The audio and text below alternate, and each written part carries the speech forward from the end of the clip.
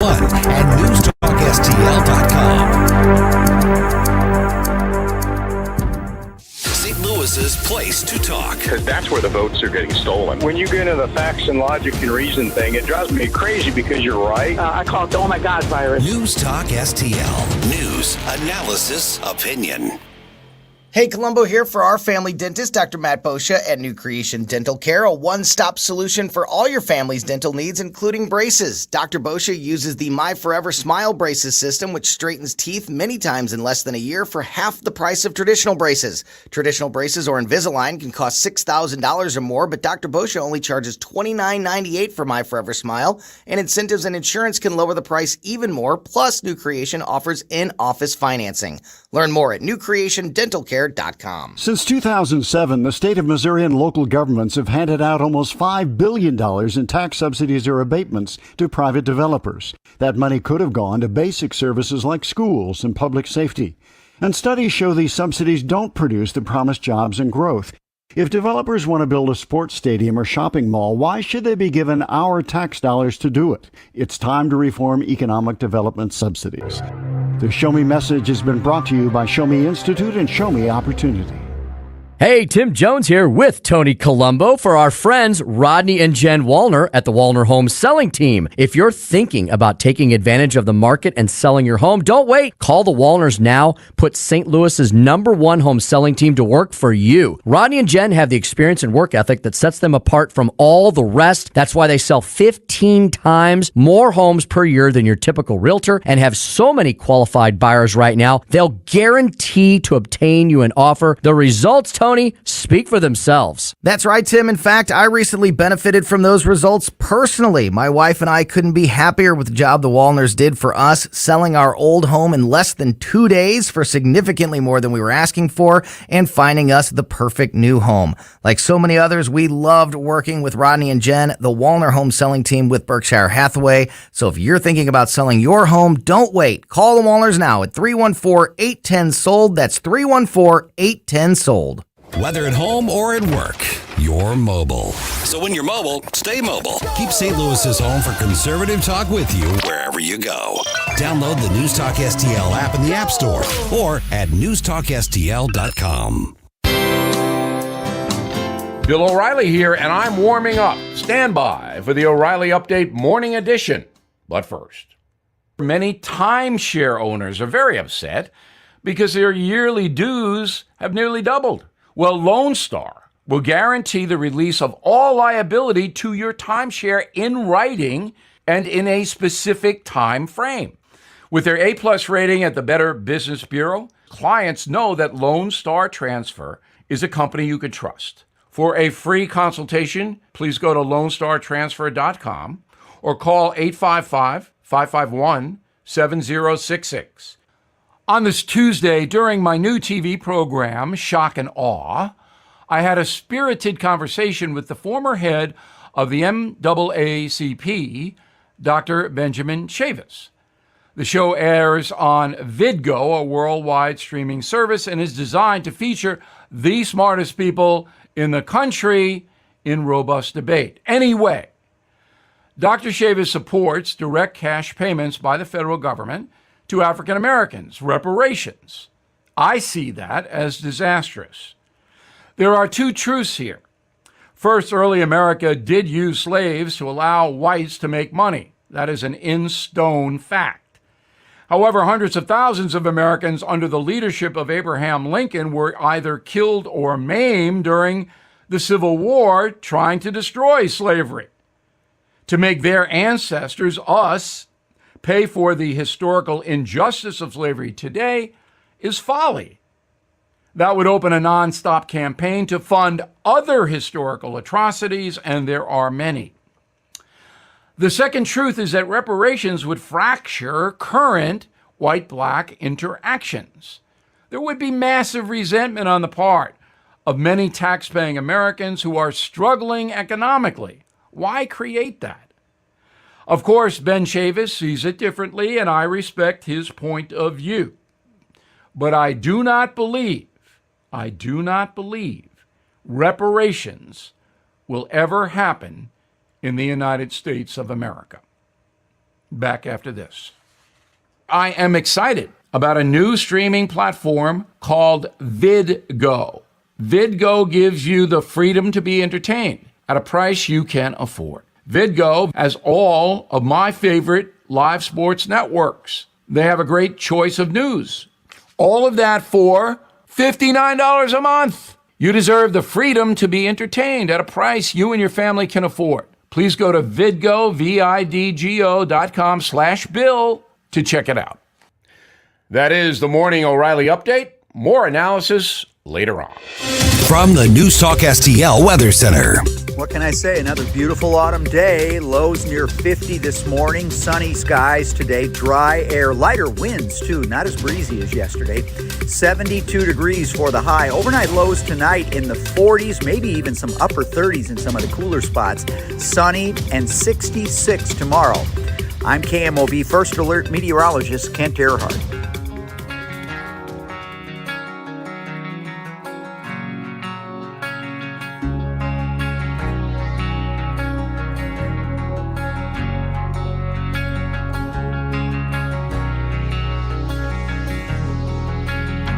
News, analysis, opinion.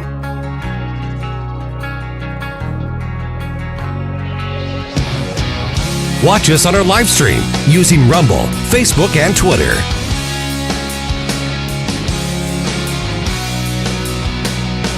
Let's get the conversation started, St. Louis.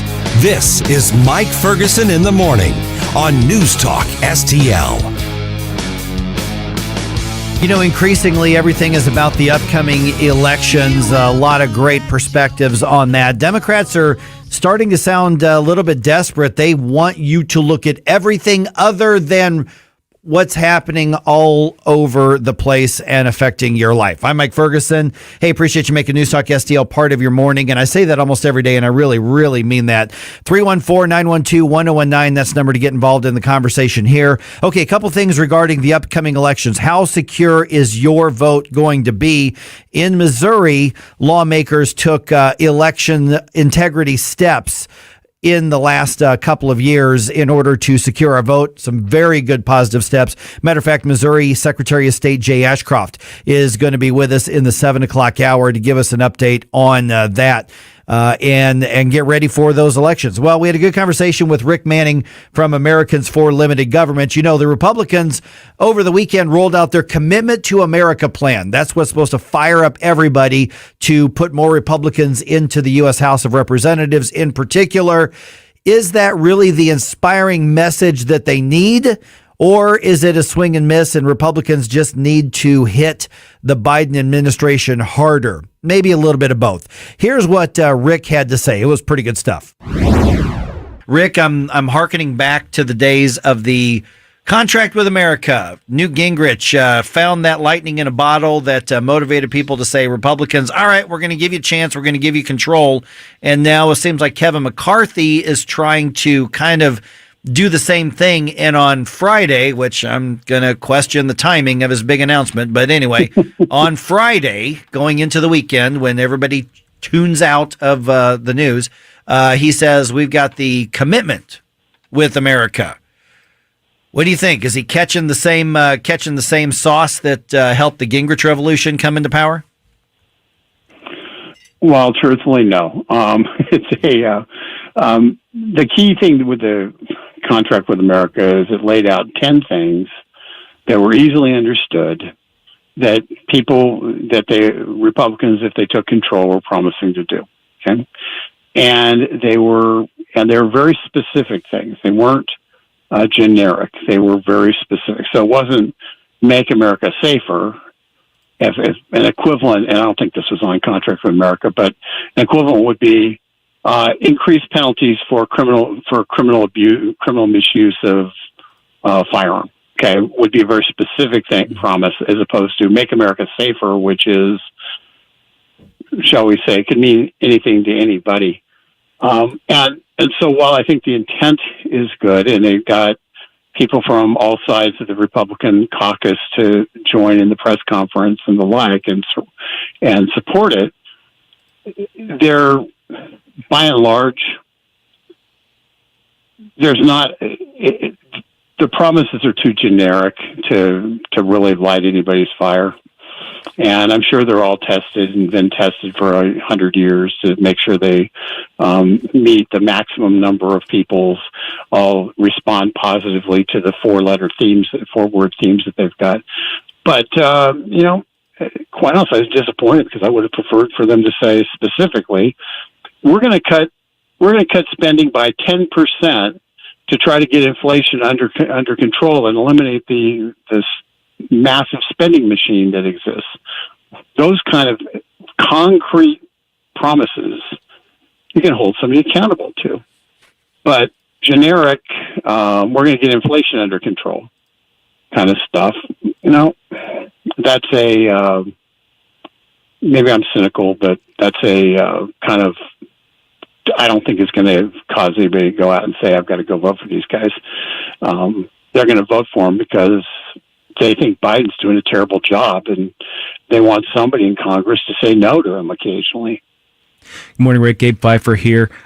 Based on your Twitter response here, which called this list pablum, we kind of got that feeling that that's where you're going to go with your commentary there. But besides that, do you think the Republicans had any confidence in this going in, given their Friday dump of this thing, as opposed to the Monday rollout? Yeah, I mean, basically, it's the Republican platform on new letterhead. Yeah.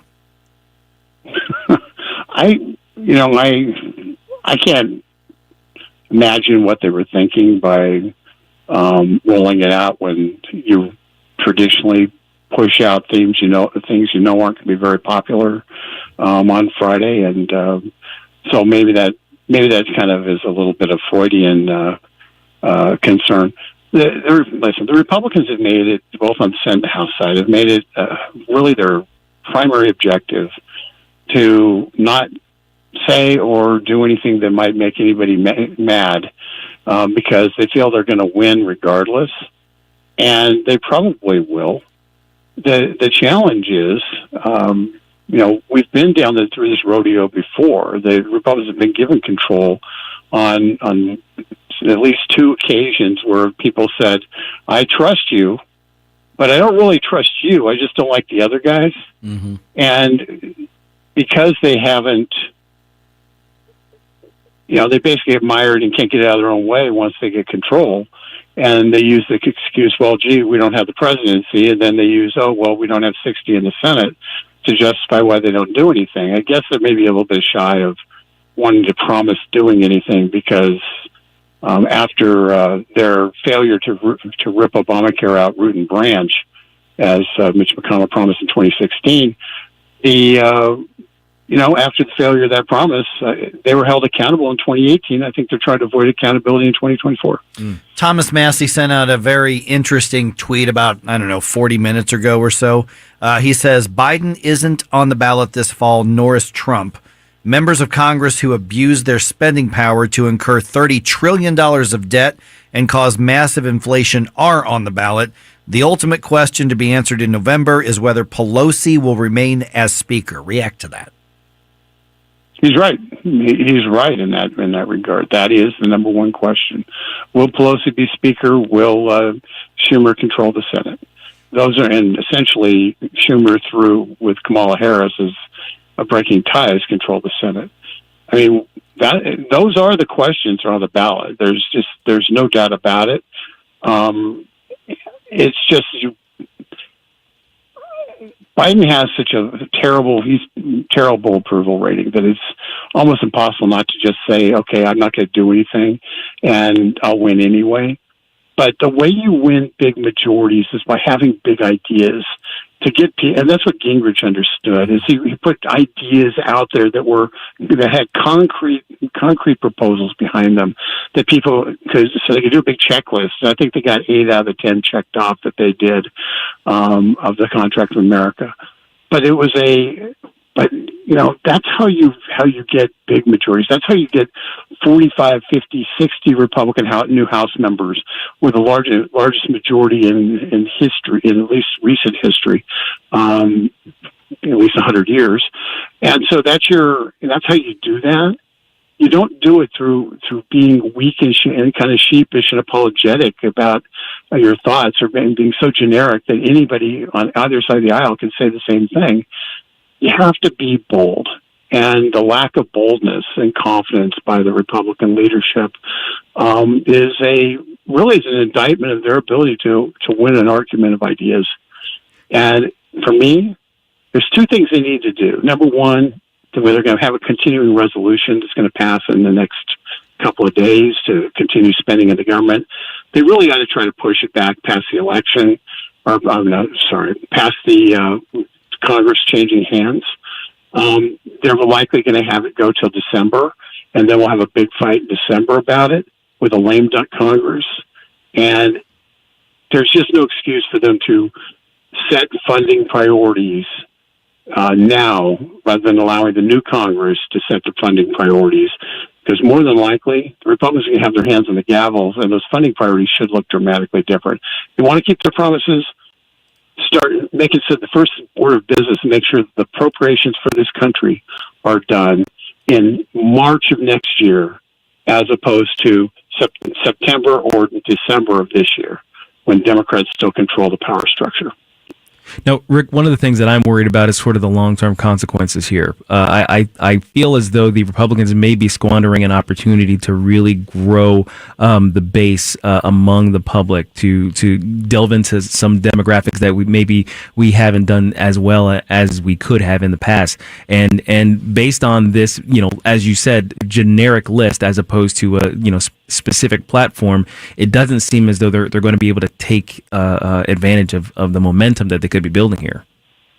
What do you think? Yeah, no, absolutely. The fact of the matter is, you're not going to expand the party by sitting there and saying the same thing that you said in 1972. Okay, the basic same issue set and same way of talking about it.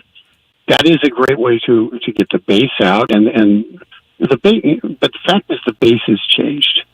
And the Republicans in Washington haven't actually figured that out yet.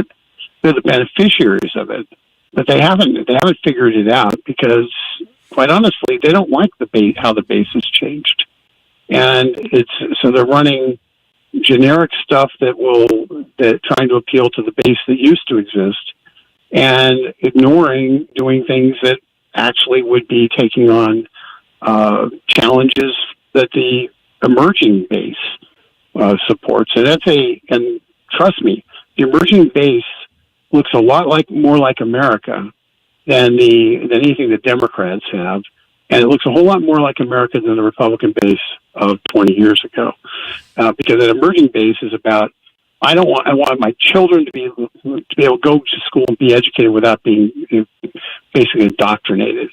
That goes across the board. People who want their kids don't want to have their kids feel safe in school, and not feel like they're going to be undermined by the schools. That's the number 2 issue in the Washington Post ABC poll that came out. Education, number 2 issue. That, and it doesn't matter if you're white, black, brown, green, yellow, doesn't matter. You want your kid to get a good education. You don't want to be indoctrinated in all sorts of crazy stuff. Don't forget, we've got Missouri Secretary of State Jay Ashcroft joining us a little bit later on today in the 7 o'clock hour. In about 4 minutes, we've got that first look at the news roundup right here on 101.9 and 94.1 News Talk STL.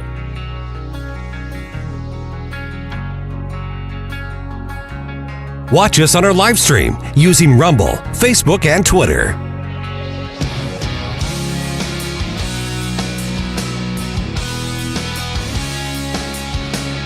Let's get the day started right. This is Mike Ferguson in the morning on News Talk STL. The agents used to say, listen, embrace the suck. We're stuck here for a couple weeks. There's nothing you're going to do about it. Bongino. Does this guy suck so bad? Have large swaths of the American electorate on it just gotten so used to the suck that they embrace it? Weekdays at 11 on News Talk STL. If you are on Medicare, you need to listen to this message. Open enrollment for all Medicare participants starts October 15th. This is a very critical time of the year for you to make needed changes to your plan. This is Mike Butts with MB Health Insurance Agency. Regardless if you are new or renewing your health insurance, the process can be confusing frustrating, and very time-consuming. MB Health is local here in St. Louis, and we will handle your enrollment quickly, properly, and effectively. Find us on the web at mbhealth.com. MB Health can also help small businesses find the perfect medical coverage for their employees. That's mbhealth.com. Battles aren't won solely on the field. That's a common misconception. Battles are won within, over enemies of fear, enemies of doubt. In that place where promises are kept. Promises to oneself. This is a physical training event! Promises to one's community. Helping people move debris out of their house. Promises to one's country. In the heart of every Marine, you'll find a promise. A promise forever kept. A promise of battles won. Optimus volunteers contribute time and money to programs that inspire and bring out the best in kids. Optimus give leadership, guidance, and hands-on involvement to activities that shape young people's lives. Optimus help form positive attitudes in kids. And Optimus create opportunities for youth as they develop into adulthood and become role models for future generations. Optimists are doing all of these things right here, right now in our community. If that sounds like the kind of positive action you'd like to take part in, consider joining the local Optimists. You'll have an opportunity to make a real difference in the lives of kids right here. You'll be helping young people develop positive attitudes and approaches to life that will enable them to excel in school and in our community. Volunteer. All it takes is an hour or two of your time. That's not much to help bring out the best in kids. For the location of your nearest Optimist Club, call 1-800-500-8130. What would you give for a child you loved? To make their wish come true? To help them fight a critical illness? Just imagine what you'd do. You see, wishes are so powerful, and you can make them real. They can give a child back their childhood, even change the way they feel. Every single one of us can make the stars align, because when we come together, hope and joy will shine. Wishes need stars like you. Visit makeawish@wish.org.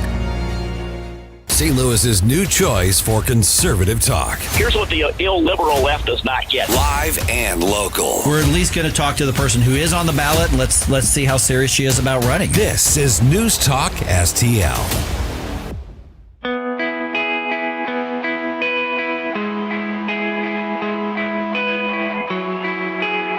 Watch us on our live stream using Rumble, Facebook, and Twitter.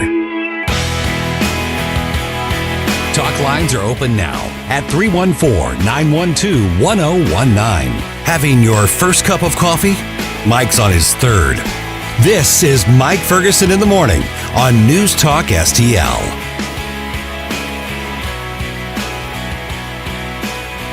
The big question in government, big question in media, big question that, those of us who do conservative talk radio are supposed to be doing right now. Will the federal government shut down after Friday? So. I hope so. Don't get your hopes up. I don't think it's going to happen. No, it's not going to, but I can dream, can't I? You can dream. And I've got a little more detail for you here in just about 45 seconds or so. Good morning. I'm Mike Ferguson. That's Ken Williams. It is 5:51. Also, front and center on the radar screen today, White House does not want to talk about violent crime.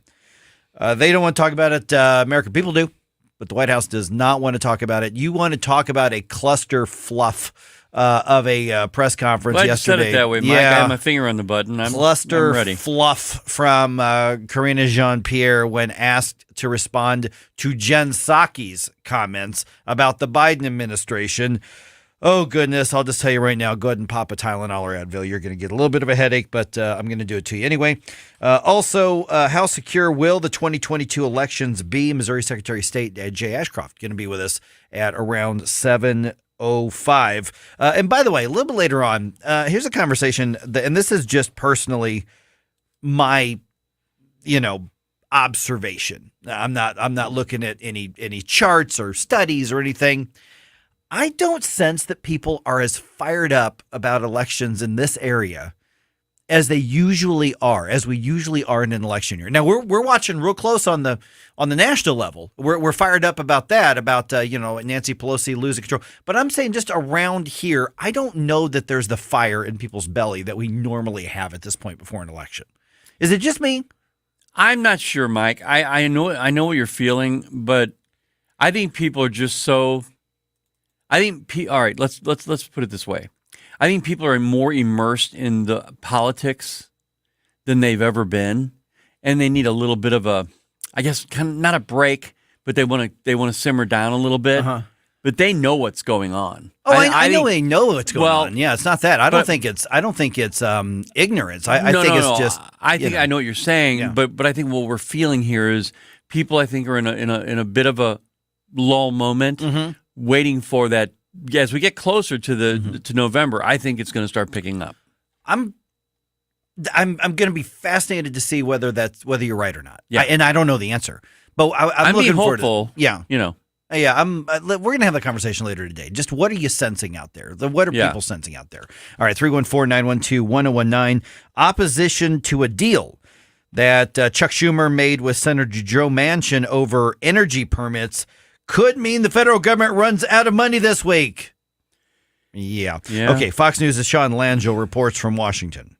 West Virginia Senator Joe Manchin faces a test vote over his energy permitting plan. It must get 60 yeas or else Senate Majority Leader Chuck Schumer must strip that provision out of a stopgap funding bill in order to prevent a government shutdown this weekend. Well, then they'll have to explain why they'd rather shut the government down than have secured independence as far as in energy and be independent in energy. That's West Virginia Senator Joe Manchin telling Fox he had hoped he would get support from Republicans to get the measure across the finish line. For their part, some of the GOP have called the plan a payback scheme for Manchin's support of the Inflation Reduction Act. The proposed funding bill will keep the government open until December 16th. In Washington, Sean Langell, Fox News. So dysfunctional. By the way, payback scheme for that vote, that's called politics. So, that's just one of those it is what it is thing. Horse trading happens. I love the phrase, the federal government running out of money. Yeah. I love that. But I know Joe Manchin was like, he was threatening. Yeah. And I'm thinking, well, no, that's okay. All right, it sounds good to me. Yeah, exactly. All right, Ted Cruz is not just calling out the Biden administration over illegal immigration, also calling out mainstream media as well. This is pretty interesting. It is utterly dysfunctional, and part of the reason why it happens is the press. I think we've got every reporter in America at TribFest. The press facilitates the Biden White House lying on this issue because they don't cover it. Look, Karine Jean-Pierre stood in the White House press briefing and said, people don't walk across the border illegally. It's simply not happening. Now, that is a flat-out brazen lie that the corporate media sat back and said, ho-hum, nothing to see here. Yeah, pretty much. But I don't know why he would be saying this now. He should have been saying that 4 years ago, 5 years ago. I mean, that's been going on for so long, it's like commonplace. We already know that. We already know to divert our intelligence and attention away from them because of it.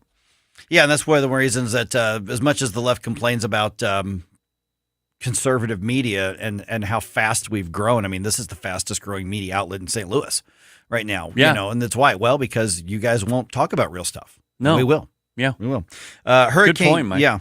Hurricane Ian hits Cuba as a Category 3 storm today and is traveling north towards Florida. Appearing on Fox and Friends First a little bit ago, Florida Attorney General Ashley Moody says she believes the biggest challenge isn't so much the weather, but convincing longtime residents to actually get the heck out of Dodge. One of the things we saw with some of our past storms is those who thought they could ride it out ended up being fearful for their lives when that water came in. Yeah, so she says refusing to evacuate, which happens every single time down there. That actually could place first responders at risk. Areas of Tampa Bay could see up to 10 feet of storm surge. Okay, we saw in Puerto Rico was devastated completely. Absolutely, and now I'm not saying should have at all, but Biden was not even talked about in that mix of getting things fixed. When, if you remember, Trump was like, it was his fault completely.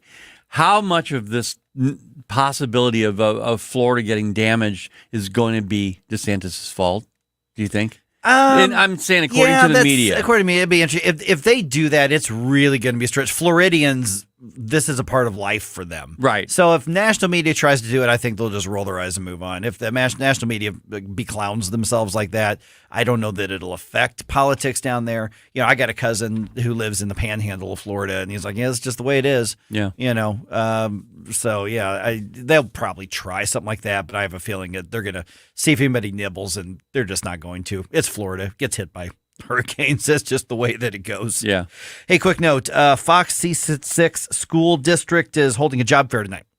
So they are having staffing shortages on a lot of different departments there. They have 65 unfilled positions. They desperately need bus drivers, them and along with some other school districts. So what's happening is they are going to have this this evening from 5:30 to 7:30. This is at the district service center. It's not just bus drivers. They've got all sorts of other positions that they're hiring for right now. This is on Jeffco Boulevard, of course, at the service center building. District has openings for food service workers, teachers' aides, teaching assistants, custodians, maintenance worker, basically all kinds of jobs they're trying to fill. Cardinals play the Brewers tonight, 6:40. Albert Pujols named National League Player of the Week for last week. All right, just ahead, update on what's happening in the Missouri legislature, and some parents get a call you never want to get. So frightening. Unbelievable. I'll tell you about it at 6:05.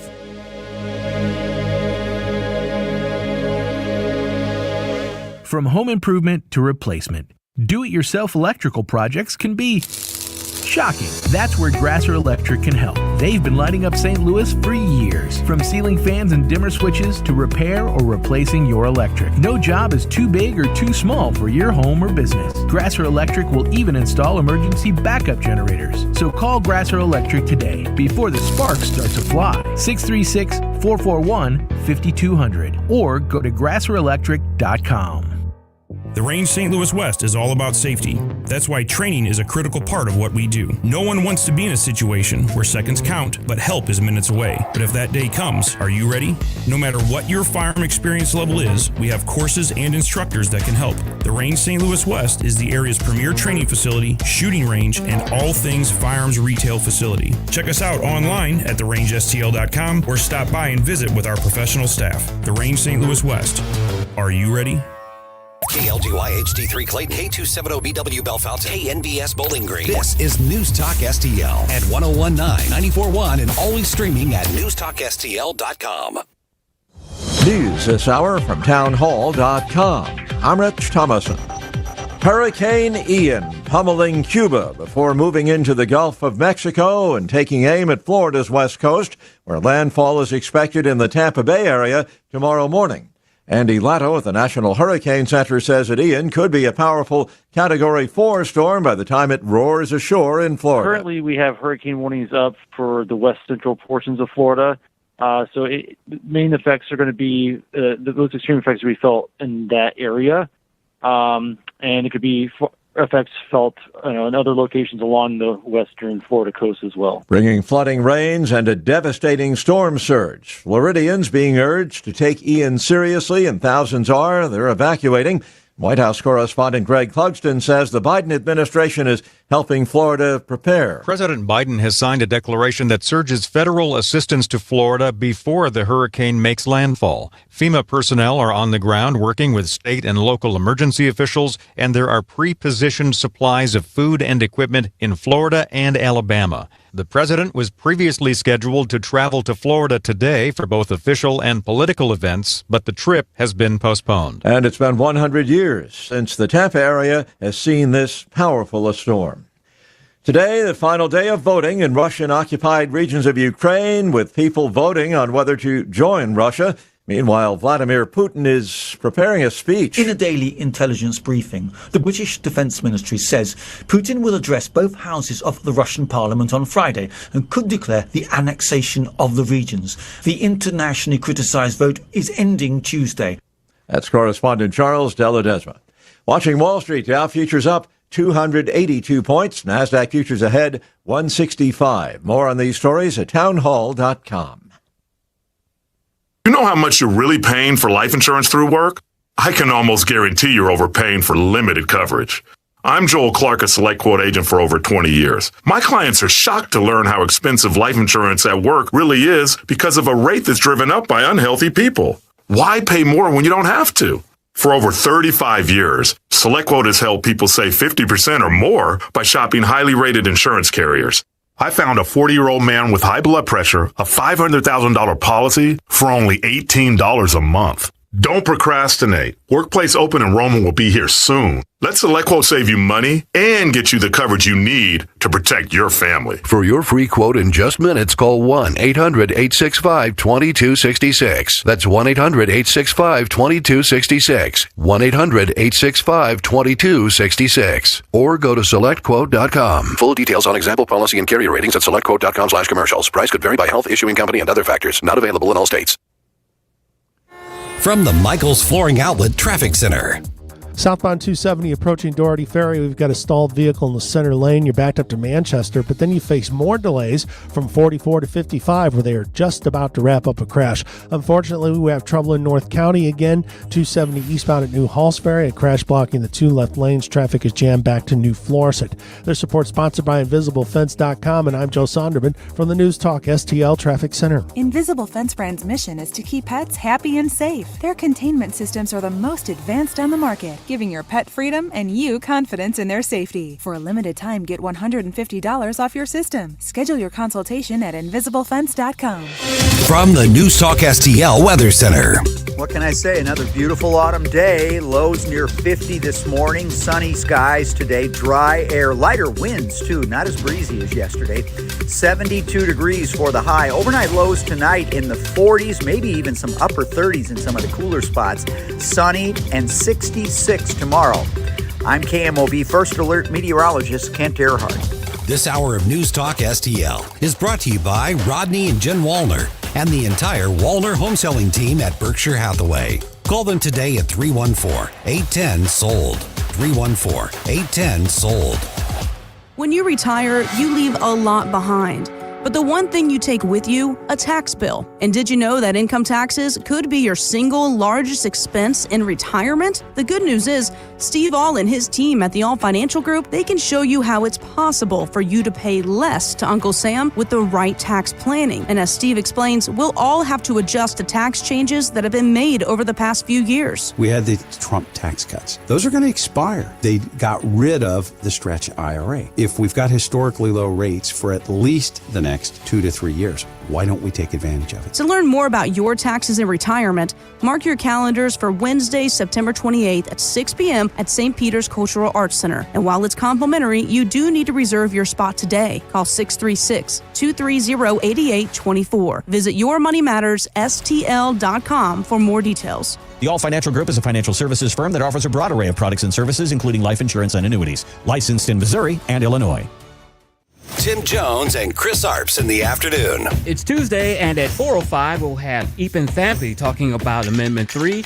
And at 4:25, we'll have David Stokes from the Show Me Institute. Tim Jones and Chris Arps. Weekdays at 3:30 on News Talk STL. Mike Ferguson. I have come here to chew bubblegum and kick ass. And I'm all out of bubblegum. Gabe Pfeiffer. We have a hope. Get up! Can't you hear the alarm? Get up! Get up! What do you call a genius in President Biden's Homeland Security Department? A visitor. Mike Ferguson in the morning on News Talk STL. Get up! Get up! Can't you hear the alarm? Get up! Get up! All right, 6:20. I'm just going to tell you what's coming ahead here, guys, in the next segment. The White House does not want to speak about violent crime. Democrats really don't want to speak about violent crime. The American people want to speak about violent crime. Karina Jean-Pierre does not want to speak in complete sentences. So we'll get to that in around 6:20. Don't say those words together. Don't say violent crime together. Exactly. Also, Canada is dropping their COVID rules. I'll tell you about that at 6:35. What? Whereas St. Louis County wants people to start freaking out about COVID again. We'll get to that. And at 6:50, interesting conversation here. The guy who caught Albert Pujols' number 700 home run. Yeah. He's like, it's mine. Oh, no. He just left. He's doing that thing. He just left. He's like, it's mine. and I got it. And they had special baseballs for when he was up to bat, so it was it's his. He's got it documented that it's his, and he's like, it's mine, and I left, and Los Angeles is mad at him, and the baseball world is mad at him, and I'm not sure that we should be mad at him. I wouldn't have done it, but it's one of those like cultural code things that this guy's breaking. Yeah, well, and that's the thing. So yes, you should be mad at him, because the thing is, when you break the cultural norm, you're saying, hey, all of you who adhere to these rules, screw you. That's right. That is exactly what he's doing, and he's got a right to do it, but that's what he's doing, and there's a market reaction to it. There should be. And it's funny, the slamming him is actually coming from the Dodgers fans. Oh, really? It's not even some. I mean, I'm sure some Cardinals fans are not happy with him either. Yeah. But it's even the Dodgers folks are like, dude, not cool. I think he should be well compensated for it. Oh, he was offered. Okay. Yeah, that's how it would work. And that's how it should work. Yeah. And then he should hand it over regardless. I mean, it's just. This is interesting. It's actually you don't have to be a baseball fan to find this actually really interesting, because there's about to be another situation with Aaron Judge and the New York Yankees about to tie Roger Maris's home run record of 61 and break it most likely by the end of the year. So that whole thing is basically it's one of those what would you do things. Yes. And I know that somebody mentioned this before the 700 home run, but now it's actually happened. So we'll get to that right around 6:50. It's 6:08 right now. That's Gabe Pfeiffer over there. Hi. And you're listening on the radio, so you can't see where I'm pointing, but I'm pointing at him right there. And then that's Ken Williams over there. Hello. I'm Mike Ferguson. And quick note here, the Missouri legislative session, obviously the special session still underway. So we knew that going into this, that the governor called for tax cuts, and there are a number of Republicans who want to take credit for tax cuts but are working against the conservatives and trying to minimize the tax cuts. So we know about all that. We'll get an update on that by the end of the week from one of the lawmakers. But last night, they were voting on the other part of the special session, which is a bunch of tax incentives and tax breaks for agriculture and agriculture-related businesses. It did pass out of the early voting process, but there's a lot of Republicans digging in their heels and not liking this at all. Tony Lavasco, who was just on the show last week, he says this is government picking winners and losers, and it's probably going to pass, but it's not going over real well with a lot of Republicans. So I think you're actually seeing some more of that division in the Republican caucus that's happening in Jefferson City right now, which is going to make it really interesting to see how things start off in January. Bill Eigel decided to, and some other incoming senators decided to dissolve the conservative caucus. I hope they don't have to regret that. Yeah. Because it looks like the so-called centrist and moderate Republicans in Jefferson City, they are making it very clear that they did not take the olive branch, and they are not planning to become more conservative. Yeah, that's really the thing that hit me about this, is that you're seeing immediate response to that olive branch, and it's not good. No, they said thanks, I'll take it, and they swatted the conservatives with it. Ugh. But if the conservatives reform a conservative caucus, which they and probably need to, that is basically a declaration of war on the rest of the Republican Party in the state capitol. Maybe that needs to happen, but we'll see, because the arrogance of the so-called moderates, liberals, is not going anywhere. So, we might have to see more obstinance next year to just stop more liberal stuff being done under the name of Republicans, but we'll see. So that's the update from Jefferson City at this point. By the end of the week, we will have even more from Jefferson City out there. Okay, we've all got kids. Did you all have to use daycares? Paid daycares? Oh yeah, yeah. We were lucky; we didn't have to. We handed off children the back and forth with my wife and I. We had different time slots that we worked. Okay. That is the ideal. So get this: in North County yesterday, what was happening is there's a daycare up there, and two toddlers got out. Got out of the daycare? I heard about I don't get this at all. Right. So they staged a break? What happened? Right. Well, basically what was happening here is that there was a a fence. It was basically a kind of like a gate on a wooded area behind it. I say wooded, I mean wood fencing all around. It was just a simple gate. You flip the thing and walk out. And the toddlers figured out how to do that. And so they turn around and walk out. And this happened in North St. Louis, rather.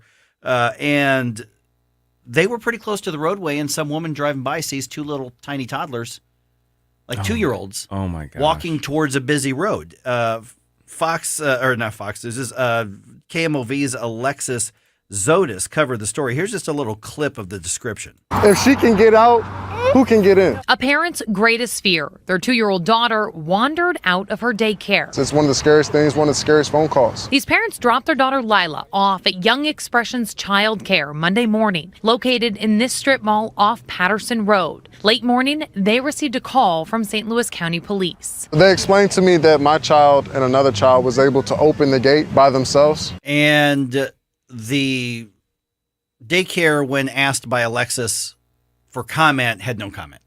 Oh, of course. You're done. I mean, you're done. It's one of those. You had one job. Things. Yeah, yeah. You had one job to make sure every morning before those kids got in that yard to check and make sure everything in the perimeter was secure. Yeah, one job.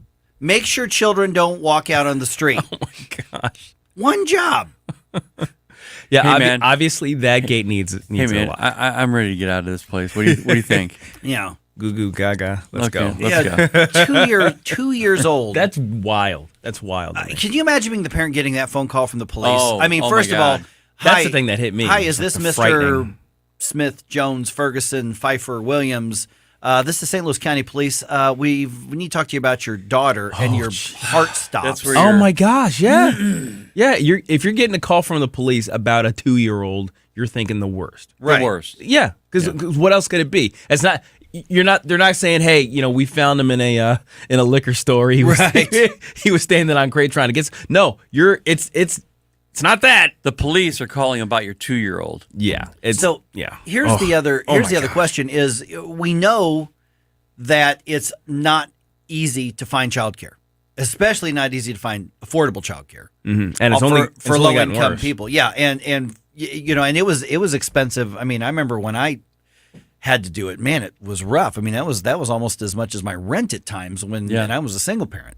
And so it is really brutal. So you got it's real easy to tell these family, I'm like, can you believe they did this? Take your kids somewhere else. Well, there may not be a lot of places in North County, or not of places that have openings, or that you can still afford. So the parents may be stuck. And how do you have that conversation with them? Oops, sorry, I let your kid almost walk into the street.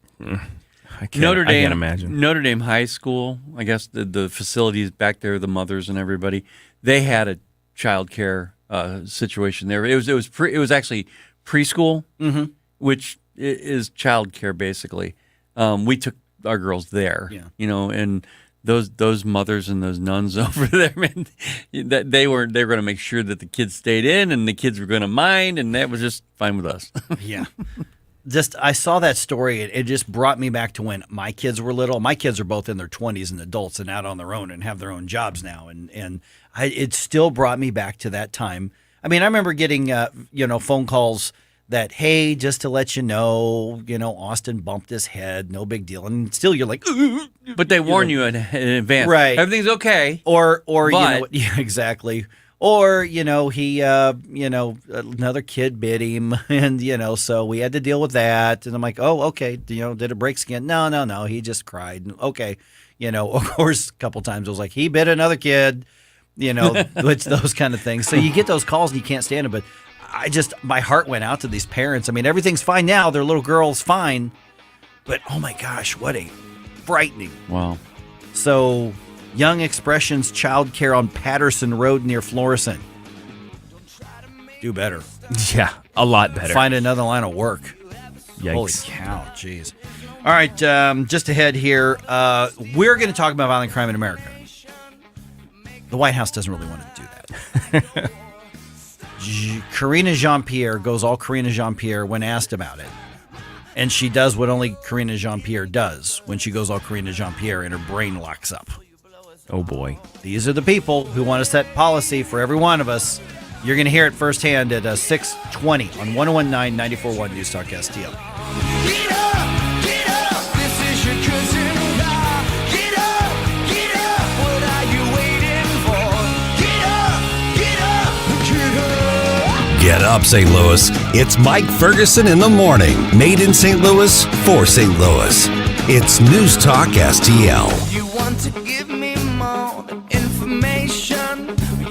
From the Michaels Flooring Outlet Traffic Center. This report is sponsored by Discover. 170 from 270 to 40. Traffic's running 10 minutes this morning. 55 from 67 to 270. You're looking at about a 19-minute commute. And from 270 to 44, you're looking at about 12 minutes. 270 from 55 to McDonald. Traffic's running 21 minutes. And 270 westbound from 5570 in Illinois to McDonald. You're looking at a 24-minute commute. They could talk about how complicated other banks make it to redeem credit card rewards. Or they could talk about how with Discover you can redeem your rewards for cash in any amount at any time. Talk about amazing. Learn more at discover.com/redeem rewards. Terms apply. I'm Kat from the News Talk STL Traffic Center. News Talk STL is proud to have Doug Voss of Safe Money Radio as part of our lineup each week. Doug has been a staple on St. Louis radio for many years as one of the leading financial experts in the area. You can hear Doug and Safe Money Radio 3 times every weekend on News Talk STL. But in case you miss anything,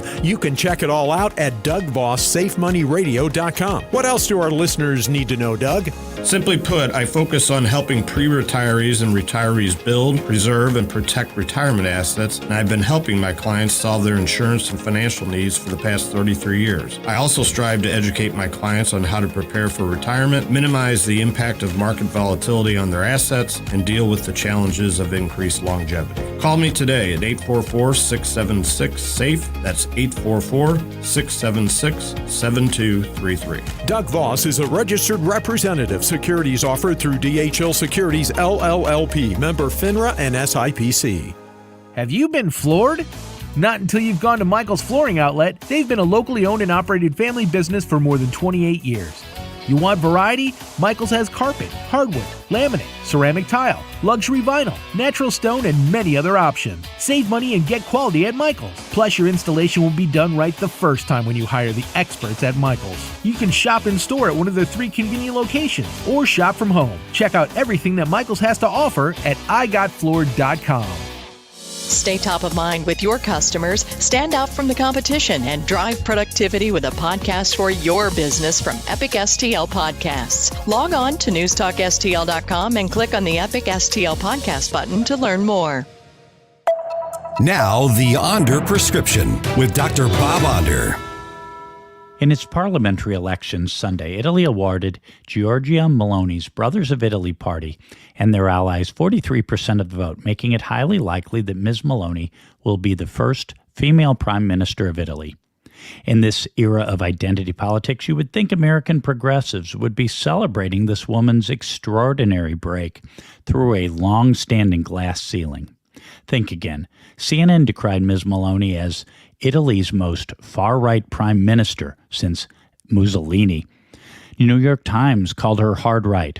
What were her sins against progressive sensibilities? She's for secure borders. She's pro-life. She opposes the radical gender ideologues. And here's a shocker. She says that her coalition will defend God, family, and country.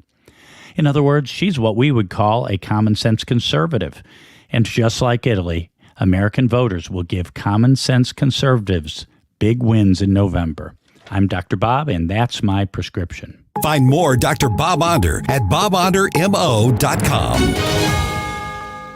If you find yourself feeling out of place in the world, it's comforting to know conservative values haven't been abandoned everywhere. The far left wants to destroy conservative values in America. This is News Talk STL. Welcome home.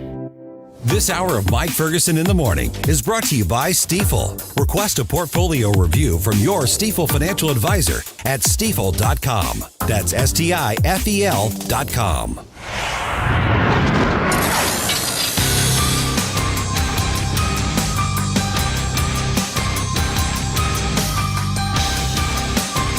Talk lines are open now at 314-912-1019. We get Get up. It's Mike Ferguson in the morning. Made in St. Louis for St. Louis. It's News Talk STL. Much to the chagrin of the White House and to Democrats all over the country, crime continuing to be a big part of the discussion over the upcoming midterm elections. Fox News' Brooke Singman has more. In the final stretch of midterm campaigning, Republicans are hammering down on crime and public safety, citing Democrat policies as the reason for our country's crime crisis. The White House tried turning the tables, defending their stance on the never-ending chaos, but when asked about the crime surge, the Biden administration was left flailing. Does President Biden think America's big cities are safe?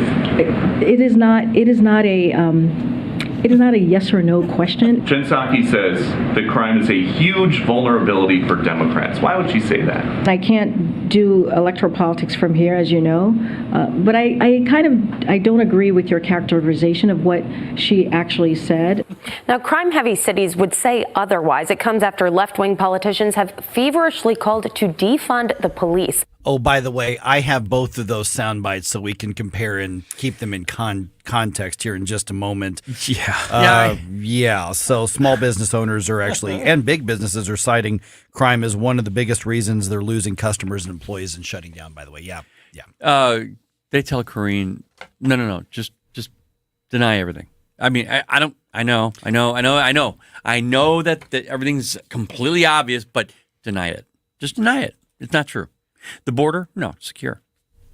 Here now, just to put it in context, when KJP, when she actually says, "Well, I'm going to disagree with the characterization of what Jen Psaki said," and that's what hit me. It was on Meet the Press, so you listen to it for yourself. And then I've got the longer exchange between Peter Doocy and Karine Jean-Pierre, and so Doocy asked a direct question.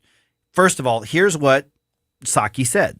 If it is a referendum on the president, they will lose, and they know that. They also know that crime is a huge vulnerability for Democrats. I would say one of the biggest vulnerabilities. Okay, and that's what she said is she disagrees with the assessment. So I told everybody, a little bit ago, I said, listen, did you actually, take your Advil or whatever, because I'm going to play this. So what you're going to hear is Peter Doocy simply asking the White House to respond what their former spokesperson said about the White House, and listen to where we start with the conversation after the question and where we ended up. You want a definition of deflection? This is how the White House responds to a direct question about violent crime, increasingly violent crime in this country. Jen Psaki says that crime is a huge vulnerability for Democrats. Why would she say that? So, again, I can't do electoral politics from here, as you know, but I don't agree with your characterization of what she actually said. But I'll say this, and I've already said this already. Okay, just brace yourself here, guys. Ready? Boy. Okay, I want to make it clear that you said it already. Right. The question is about violent crime in the United States. Okay, violent crime in the United States. That's where we're starting. Okay. That's point A. That's where we are right now. Okay. Past few months, what we've been able to do is create a pretty much clear split screen of what we are doing to deliver for the American people and what Republicans refuse to do. We are making sure that that we have Medicare and Social Security, and we make sure that the big pharma is not upping cost for our seniors, right? And making sure that we give them a little bit of breathing room. And you have Republicans who want to cut Medicare. They want to sunset Medicare. They want to sunset Social Security. You have this GOP agenda that was put out by the House, where they want to go after the Inflation Reduction Act, which will have an effect that will actually hurt Americans. What? I did not edit that in any way, guys. That hard turn. That's not even a turn. That's a whiplash. Okay. I've been accused occasionally of having zero segue. We'll just okay, we're going to stop talking about this and we're just going to talk to this. Okay. That has happened. I've done that before. I get it. But holy crap, I was not expecting that. We went from violent crime to healthcare just like that. Here are the new marching orders for Karine Jean-Pierre. completely lie, and then change the subject. Right. There But you go. if you do it that fast, like nobody's going to notice. I mean, you know that like even NPR was sitting there going, "Dang, girl, where'd that come from?" I mean, let's play a little KJP approach to this. Okay, so you ask me about anything that you know I'm going to have an opinion about. Now I'm gonna answer it in the style of Karina Jean-Pierre. Okay. Corinne, we are having unprecedented numbers of people crossing our southern border. What say you? Okay, so the Inflation Reduction Act is going to bring down the cost of pharmaceuticals in this country. And we can't engage in human trafficking, especially when seniors desperately need their insulin. Okay, so how is the White House going to respond to the hurricane in Puerto Rico? Climate change. Oh, yeah, climate change. See, that was this smooth. administration, That and I'm was using smooth. extremely gesticulated, body motions. Yes. This administration has You gotta hit committed. the- That's right. Got to hit the thing. Billions matters. of dollars. To climate change. And so we also have to understand that education it cannot be something that's politicized by people who don't want to politicize it. We've spent $389 billion on climate change within the Reduction Act just to make sure that the Republicans didn't destroy it again. Let's take that approach with like something outside of politics, as well. Where were you at 11 p.m. last night, Mike? I mean, okay, listen, the way that this works is I can't speak to those things from this podium, but what happens is the guy caught the baseball that Albert Pujols hit for home run number 700, and he's not giving it back, and we want justice in this country, which Republicans oppose. Well, there you See, go. I'm getting Wow. pretty good at this. Hey, you are actually getting pretty that good was, at it. and that was it. You did a double. That was like a double flip because you started with the Right. baseball and then you went to justice. Like Right. that, holy crap! And there you blamed go. Republicans. And blame Yes, Republicans. See? without Nice. a doubt. That was a good move. That was a good job. I'm Right That there. was a Korean, learning that was from- a KJP. I'm learning from the best from KJP. Pulled the KJP. Yes. A KJP that Yeah, is now. exactly. And It's a it's verb. funny because you have to like pound on the podium, which I know that drives our boss crazy when we do that. Yeah, but yeah. we're doing it for effect, Jeff. We're Yeah, just, yeah, we're yeah. just, That's a KJP. That's part of the That's right. KJP. Wow. It's And amazing. see, the thing is that that was the pretty Democrats in the amazing. White House are like, why aren't people taking us more seriously? Why aren't they following us? Because you have a person who is. Somebody asks her a question, she opens a book and goes, "Okay, I'm going to start reading now. I don't care. Oh, the subject? Oh, I don't care." I think it's a combination too. The combination of a sort of incompetent, doesn't really know where he is president, and a spokesperson who's basically supposed to help be our presidential translator, who's also unintelligible. Right. So it's like you know what I mean? Yeah. It's like it's one thing if you had maybe a guy who mumbles, and then there's the guy who stands next to him and tells you what he said. Right. Neither of those guys are on point. It's just like, I don't know what's happening right now. Oh, and by the way, they happen to be running the most powerful organization on the planet, the White House. Yeah, Jen Psaki, was very good at her job, and she would do battle with Ducey and go toe-to-toe with reporters. She just had to defend the indefensible. Right. Karina Jean-Pierre is just about 10 feet over her head. Oh, my God. At this point. Oh, yeah. It's just Yeah. unbelievable. How long do you think she's going to last there? Vic hopes she lasts a long time. Yeah. We just created a new segment for her. That's true. That's a good Well, point. after, if the Democrats lose control of the House and or the Senate, who would want that job? Oh, man. That's a good point. Honestly. I mean, if you're in the industry at that level, who wants that job? Yeah, give me a nice gig at I think she'll be around MSNBC. for a while. Okay, I'm going to give you a kind of a test here. Mm-hmm. Canada, St. Louis County. Okay. Which one is ending their freak out over COVID and which one is trying to ramp it back up?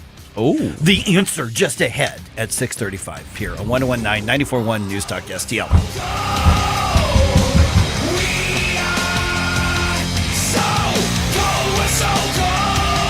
For podcast articles and more, find us on NewstalkSTL.com. Get up, St. Louis. It's Mike Ferguson in the morning. This is News Talk STL at 1019, 94.1, 99.1 HD3 and NewstalkSTL.com. Subscribe and watch your favorite News Talk STL shows. Mike Ferguson in the Morning, The Vic Porcelli Show, Columbo and Katie, Jones and Arps. Webcam streaming on Facebook, Twitter, Rumble. Subscribe and watch News Talk STL.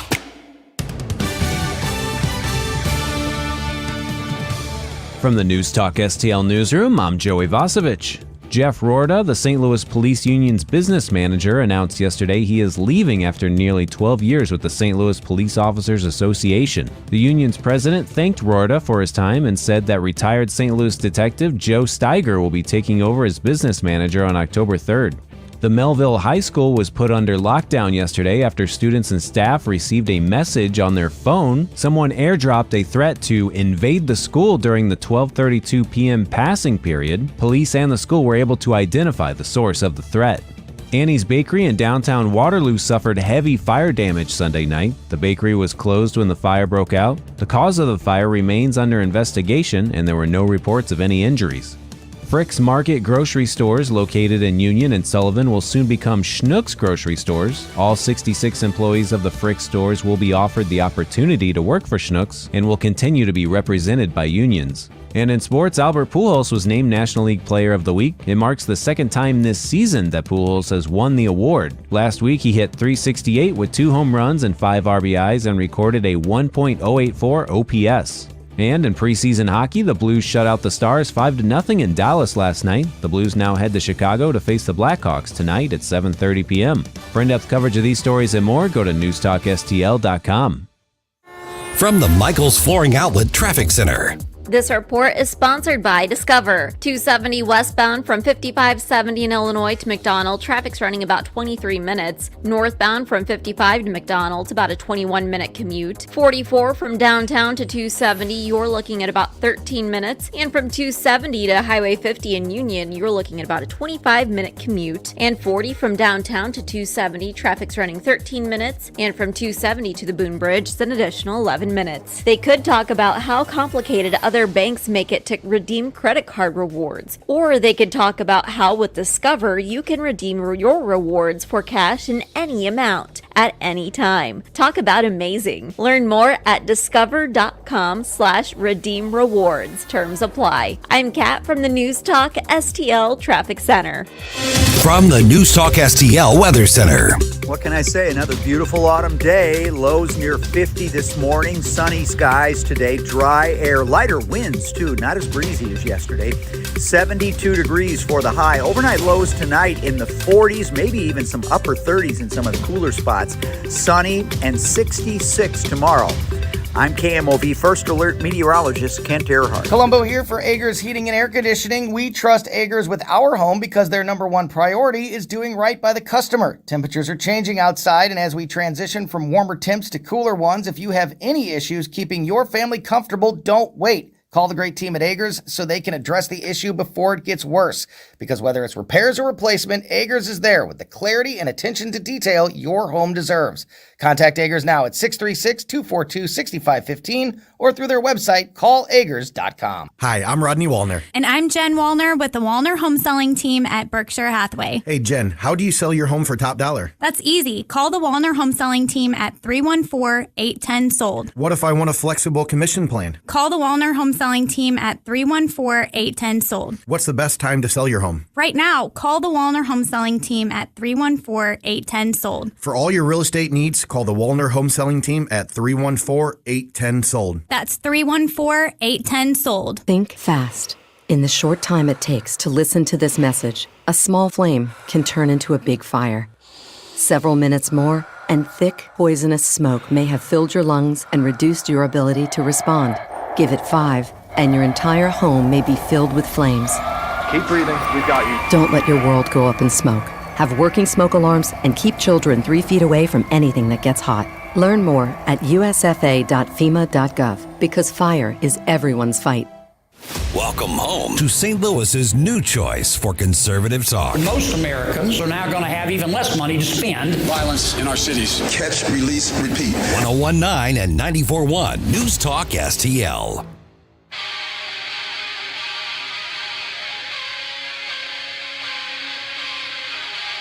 Watch us on our live stream using Rumble, Facebook, and Twitter. Talk lines are open now at 314-912-1019. You're listening to Mike Ferguson in the morning on News Talk STL. 7:05, you can hear from Missouri Secretary of State Jay Ashcroft, but October 9th, you can actually meet him because he is going to be at the St. Louis County Young Republicans Freedom Fest Barbecue, which is happening at the GOP headquarters in Fenton. You want more information about that? Of course you do. You can find it two places. News Talk STL, of course, newstalkstl.com and stlYRS.com as well. Second annual Freedom Fest Barbecue. Our own Tim Jones and Chris Arps are going to be the co-MCs of that event. It's happening from about 11 o'clock to about 2 o'clock. So basically, head on out and have some barbecue for lunch. Eric Schmidt's going to be there, and Wagner's going to be there. Nick Schroer's going to be there. A number of other candidates and local office holders as well. And so the Young Republicans are putting on what sounds like a pretty fun shindig. So get your ticket information at newstalkstl.com. And once again, stlYRS.com. And you can meet Jay Ashcroft, who's going to be on the air with us in about 20 minutes or so from right now. So, all right. Good stuff. 6:38 right now. I'm Mike Barbecue Ferguson. freedom. Yeah. They go hand in hand, really. Oh, yeah. I mean, I don't know we have to explain that. It just does. Everybody Barbecue knows freedom, that. baby. If Everybody you knows. don't know that, then you're listening to the show to get educated. Yeah. Yeah. All right. Gabe Pfeiffer, Ken Williams. My name is Mike Ferguson. That's going to be a lot of fun, by the way, actually. I think so. Okay, get this. Back in the whole COVID lockdown era, you had, of all people, Canada and Justin Trudeau proving just how tyrannical their mindset. Pretty horrific. Really, it is. I mean, it was Canada, it was New Zealand, it was Australia. You've got some of those countries, and obviously there were some really extreme cases in the United States. Particularly in the bluest of the blue states, California, New York, even Illinois, places like that. And eventually, people just started disobeying in downstate Illinois, which I was very happy to see.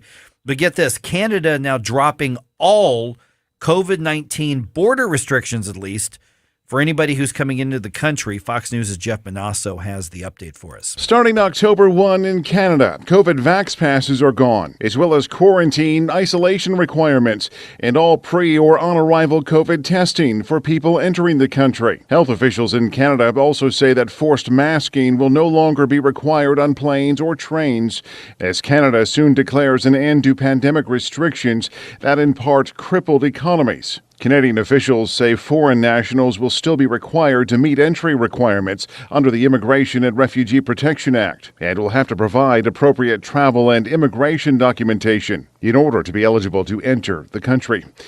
Jeff Manasso, Fox News. So essentially, they're acknowledging that it's over. Yeah. I think finally, they're talking about it being over. But my goodness, were they extreme in their reaction initially. I mean, they were kind of some of the worst of the worst. I actually saw pastors being arrested in Canada. Absolutely. Like that's how bad they had gotten. And then that pastor, if it's the one that I'm thinking of, who kind of went, that the video of him, because he had come from an Eastern European country where that's one of them. Yeah, and he ended up being a guest speaker at an outdoor worship service. Mm-hmm. I want to say it was Seattle or Portland or one of those places. Yeah, it was in the States. And Antifa attacked them. Yes. Paramilitary style. Yeah, they threw. If I recall, they threw smoke grenades or something, and assaulted people into groups of children. Right. And they seriously there were segregated groups of children, and they had things thrown at them. Right. And that guy, because they were protesting, or they weren't protesting, they were just attacking that guy. Yeah. And so here we are, because you could even argue, because there's still some fear mongering going on. We're well into the third year of this. It's been over for close to a year. I mean, it's been over. The actual thing. You could even argue it probably was over long before that, because when you look at the hospitalizations, when you look at the actual death rates, you look at it compared to flu rates and things like that. This was not the massive mortality event that I think the left hoped for. And yes, I said those words intentionally. I think they hoped for this to be a massive impact so that they could justify huge all-encompassing government control. The pandemic was not the disease. No. The pandemic was the government response to the disease. Right. We have viruses that pop up from time to time. I mean, H1N1, avian flu. I mean, there's things that happen. There will be things that happen, but for some reason they locked onto this one and tried to scare the crap out of us. And unfortunately, many people were broken with fear.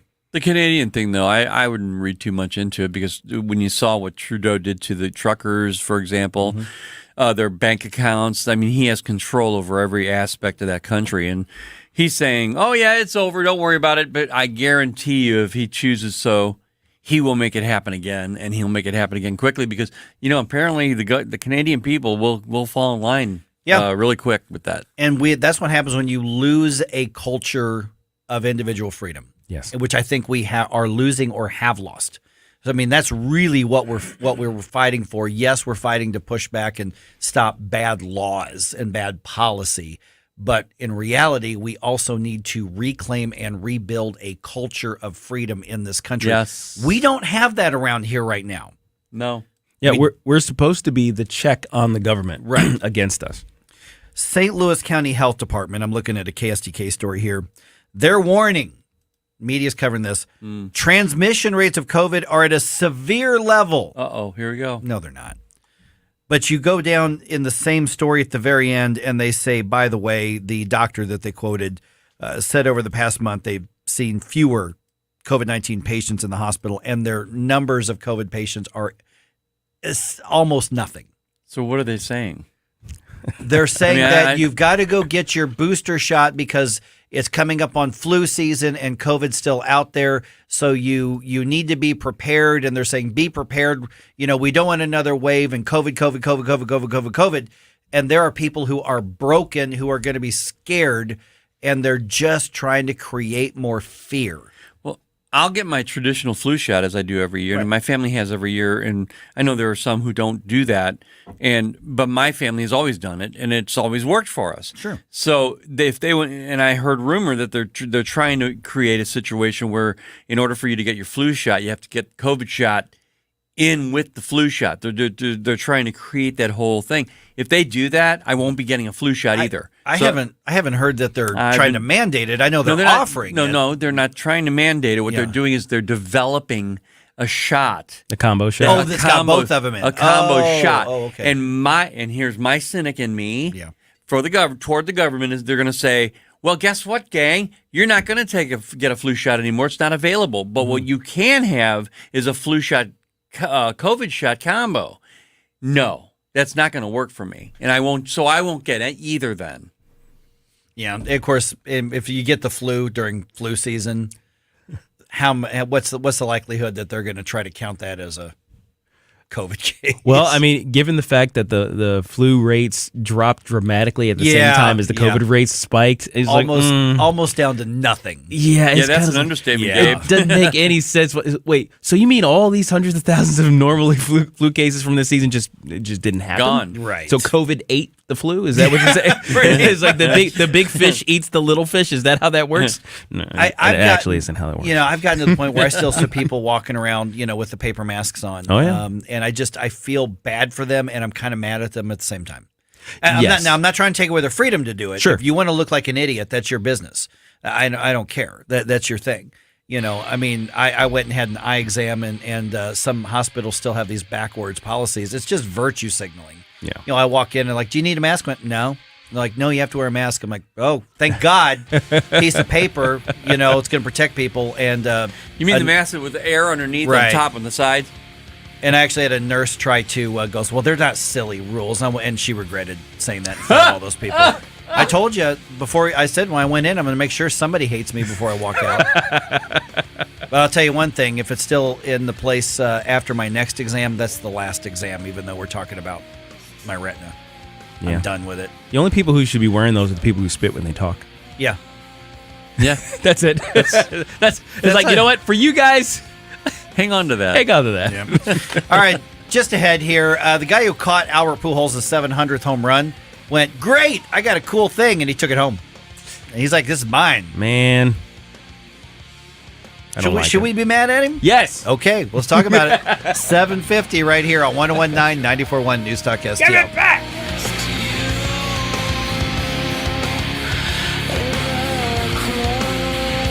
Watch us on our live stream using Rumble, Facebook, and Twitter. Get up, St. Louis. It's Mike Ferguson in the morning. Made in St. Louis for St. Louis. It's News Talk STL.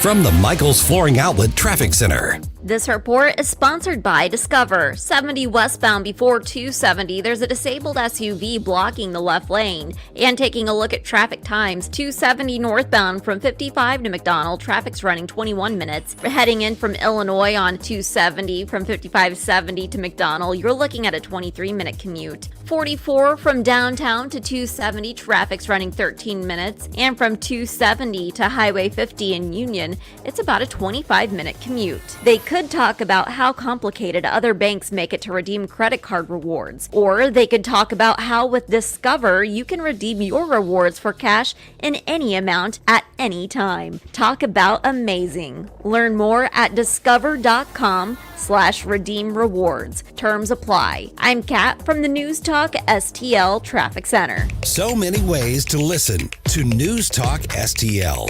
Enable our Alexa skill. Hello. Hey, Alexa. Yes, I'm listening. Play News Talk STL. Welcome to News Talk STL, conservative talk radio for St. Louis. The Vic Borselli Show. Jeffrey Toobin is leaving CNN. He's finally retiring after the big Zoom meeting thing. But I didn't realize, Ken, that he was in The Karate Kid. I didn't realize that. Oh, Jeffrey Toobin? Yeah. What did he do? Wax on. Wax off. That's right. He said it. You got me. Gotcha. And he said it, I didn't say it. So that's great. So you're in trouble, not me. Vic Borselli, weekday mornings at 9 on News Talk STL. My name is Alana. I was 6 years old, and I got diagnosed with cancer. I come to St. Jude for treatment. After her last treatment on December the 4th, I was just kind of having a conversation with her, letting her know, Alana, you did awesome. I mean, so proud of you. Like, you fought, you accepted whatever was happening, you went with it. And her words to me were, Mommy, thank you so much for helping me get through this. She said, I could not have done this without you. This was very hard.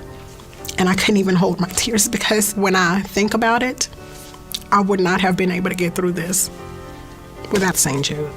And so once we became part of the St. Jude family, everything was okay. Thank you, St. Jude, for helping me get her through this because I wouldn't have been able to do it without them. St. Jude Children's Research Hospital. Finding cures, saving children. Learn more at stjude.org.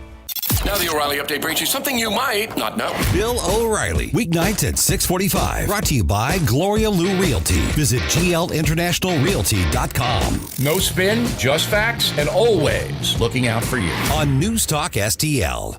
This hour of Mike Ferguson in the Morning is brought to you by Stifel. Request a portfolio review from your Stifel financial advisor at stifel.com. That's STIFEL.com.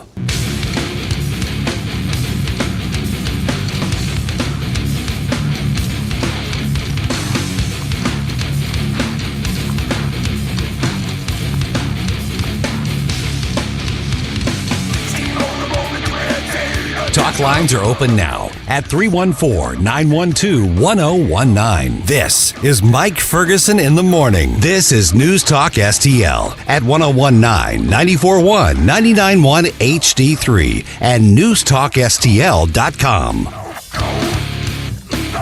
So I don't know the name of the guy, but a guy who is a Los Angeles Dodgers fan caught Albert Pujols' 700th home run Friday night.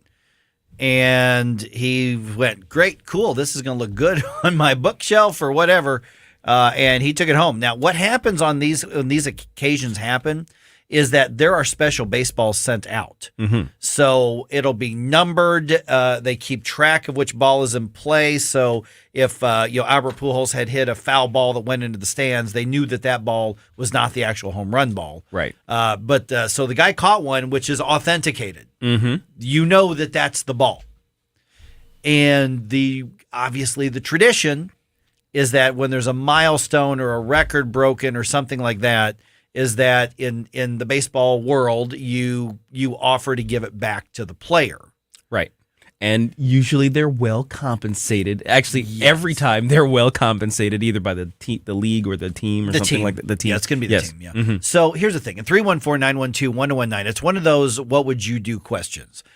Because Sotheby's thought that guy, could get some pretty good money for it. Yeah. There's another case in the American League now with Aaron Judge with the New York Yankees. He's got 60 home runs right now for the season. One more and he ties Roger Maris's American League record. And then obviously one more after that, he breaks the American League record. And so that ball could get $100,000. Yep. If you catch it. I'm selling that thing right then. Okay, so but that's the thing. And so this guy who caught it, I mean, they have people, all the stadium ushers and whatnot. They're told, okay, whoever catches it, immediately go to it and say, hey, we'd like to talk to you, about this, because when you catch a ball, foul ball, home run ball, that's your ball. That's the rules of the game. Yeah, them's the rules. You catch it, it belongs to you. And so I don't know what the specifics were, but the St. Louis Cardinals offered to buy this back. He's like, nah, I'm just going to keep the ball. Okay, well, that's his right. If he approached them and they said, yeah, we'll give you passes to the next game or something like that, you'd say, no. Right. I understand that, but if they're giving him a reasonable offer and he turns it down, that's just that's just wrong. Right. And this is kind of one of those traditions. Like, for instance, if a player hits his first home run, even the other team would be like, dude, throw the ball back, and they'll trade you something for it. They, like, here, have a signed jersey or whatever. Right. And so you look like in Pittsburgh, one of the home runs that Albert Pujols, so it wasn't the record one, but the Pittsburgh Pirates fans, it was a couple, they immediately were approached and they said, we'd love to meet Albert Pujols. Yeah. And so after the game, they went up and like, hey, here's your baseball. And it was like 690. I think it was seven, something like that. And he said, you know what, that's going to be more to you than me, that one. You keep that. By the way, let me sign a couple balls. Because they offered. Yeah. Took pictures with him and the whole 9 yards. And Albert Pujols just being classy like Albert Pujols does. So in this case right here, and it's funny, I'm looking at DodgersNation.com. They're not defending their own fan. They're like, don't be that guy. Okay. That's good. So if I catch the ball, I want Albert Pujols to get that ball back.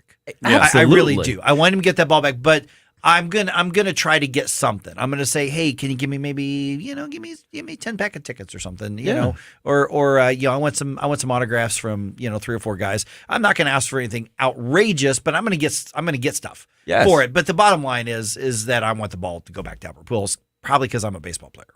Well, and maybe though it extends beyond just being a baseball player. I mean, I think a decent baseball fan regards those things, and you want the player to have their own memorabilia. You know what I mean? It's like, I don't know. Reality is probably going to the Hall of Fame or going to the Cardinals Hall of Fame. But you know what I'm saying though. I mean, it's like you want that to be theirs. It's theirs. It belongs to the league. It belongs to baseball, not just me. Right.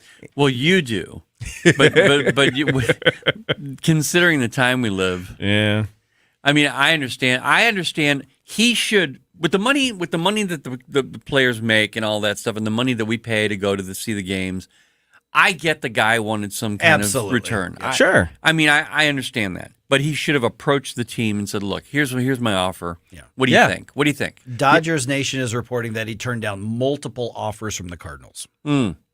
Yeah. See, that's garbage. See, because that's just straight selfishness. He wants to put it on a shelf and say, "Hey, look, I caught the 7." Yeah, but except I think it doesn't he wants to mean sell it for a lot of money. You think he wants to hold on to it long enough so that like when Albert Pujols gets inducted, then he'll sell it, kind of thing. It could be.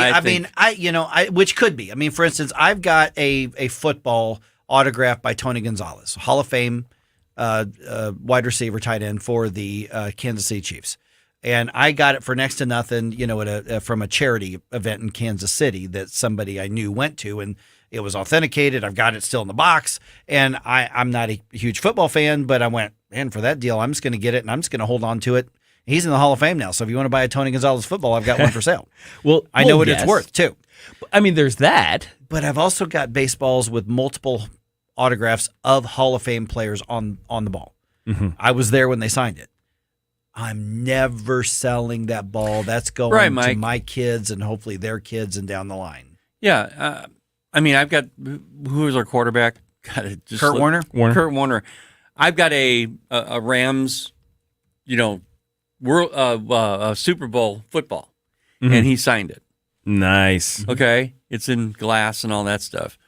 I mean, I'm never going to sell it because this means too much to me because at that time, that was when it was a real game to me.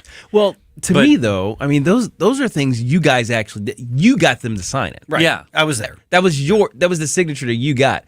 This guy didn't, I mean, he caught the ball, but it's not his ball. But it is his ball. I mean, it's his ball. Okay, because we're getting called out on we're getting called out on Rumble here. Okay. All right. Rebecca says you don't get to tell someone else what they can do with their property. You guys do not sound conservatives or libertarian. Ooh. Rebecca's calling us out. Okay. Oh yeah. Well, as a conservative, I also agree to abide by social norms, and one of the norms is get the baseball bat. I'm trading. Hey, I'm being capitalistic. I'm saying I'm get trading. the right price. Oh yeah, get your cash. Yeah, trading for it. Get compensated, but gosh, but at least be open to giving it back to the guy who I don't. I'm getting tickets and autographs. Yeah. Jay Ashcroft coming your way just ahead. Hey, Columbo here, and many of you know that one of my favorite things to do when I have some free time is to get out on the water and go fishing. And the folks at Bluff City Outdoors in Alton are the people you should see before your next fishing trip. No matter what you're fishing for, they have everything you need, from gear to lures to live bait. Plus, they can even set you up on a guided fishing tour on the Mississippi River. Make sure the tackle box is ready for your next trip by visiting Bluff City Outdoors at 2813 East Broadway in Alton and BluffCityOutdoors.com. Life insurance is one of those things that just about everybody needs, but few people actually have. Hey, if you die unexpectedly without life insurance, guess what? You'll leave your family with even a bigger mess. Life insurance will help replace your family's income. It'll help cover burial expenses. Life insurance can even help pay off debt like credit cards and medical bills. Life insurance can even pay for college. And if you own a business and you die, life insurance can help your business from collapsing. It can even help cover estate taxes. Life insurance has never been more affordable and needed. Plus, you can always shop around even if you have a plan and save some money. So call the Life Insurance Quote Line right now for free pricing information. 800-979-3060. 800-979-3060. 800-979-3060. That's 800-979-3060. KLGY HD3 Clayton, K270BW Bellefonte, KNBS Bowling Green. This is News Talk STL at 1019, 94.1, and always streaming at NewstalkSTL.com. News this hour from townhall.com. I'm Rich Thomason. It's a lovely morning along Florida's west coast, but that's not expected to last long. Hurricane Ian continues its northward trek on its way to landfall, expected tomorrow morning in the Tampa Bay area. Mandatory evacuations in place for a half dozen counties along the west coast. Hurricane warnings posted for a large swath of west central Florida. Now, at the moment, Hurricane Ian is a Category 3 storm as it lashes the western tip of Cuba. 100-knot winds or 115 miles per hour. And hurricane specialist Andy Latto of the National Hurricane Center says Ian could strengthen and strike the west central part of Florida Wednesday as a Category 4 hurricane with top winds of 140 miles an hour. Residents are being told to take this storm seriously. I'm Donna Warder. And one of the most devastating effects of the storm. We're trying to push the message with respect to storm surge. A significant storm surge event is quite possible for portions of the west coast of Florida. Very, very vulnerable to storm surge owing to how shallow the shelf waters are out here in the eastern Gulf of Mexico. The National Hurricane Center's Jamie Rome says there is a potential for a 10-foot surge in Tampa Bay. The National Hurricane Center just about to release its latest hurricane update. Traveling at 14,000 miles per hour, a NASA spacecraft has slammed into a far-distant asteroid, and it was done on purpose. Space Agency wants to see whether it's possible to knock a menacing space rock off course.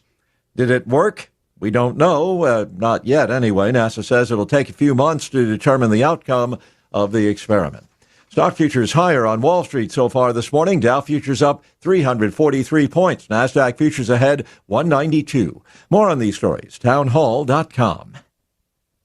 My brother-in-law died suddenly, and now my sister and her kids have to sell their home. That's why I told my husband we could not put off getting life insurance any longer.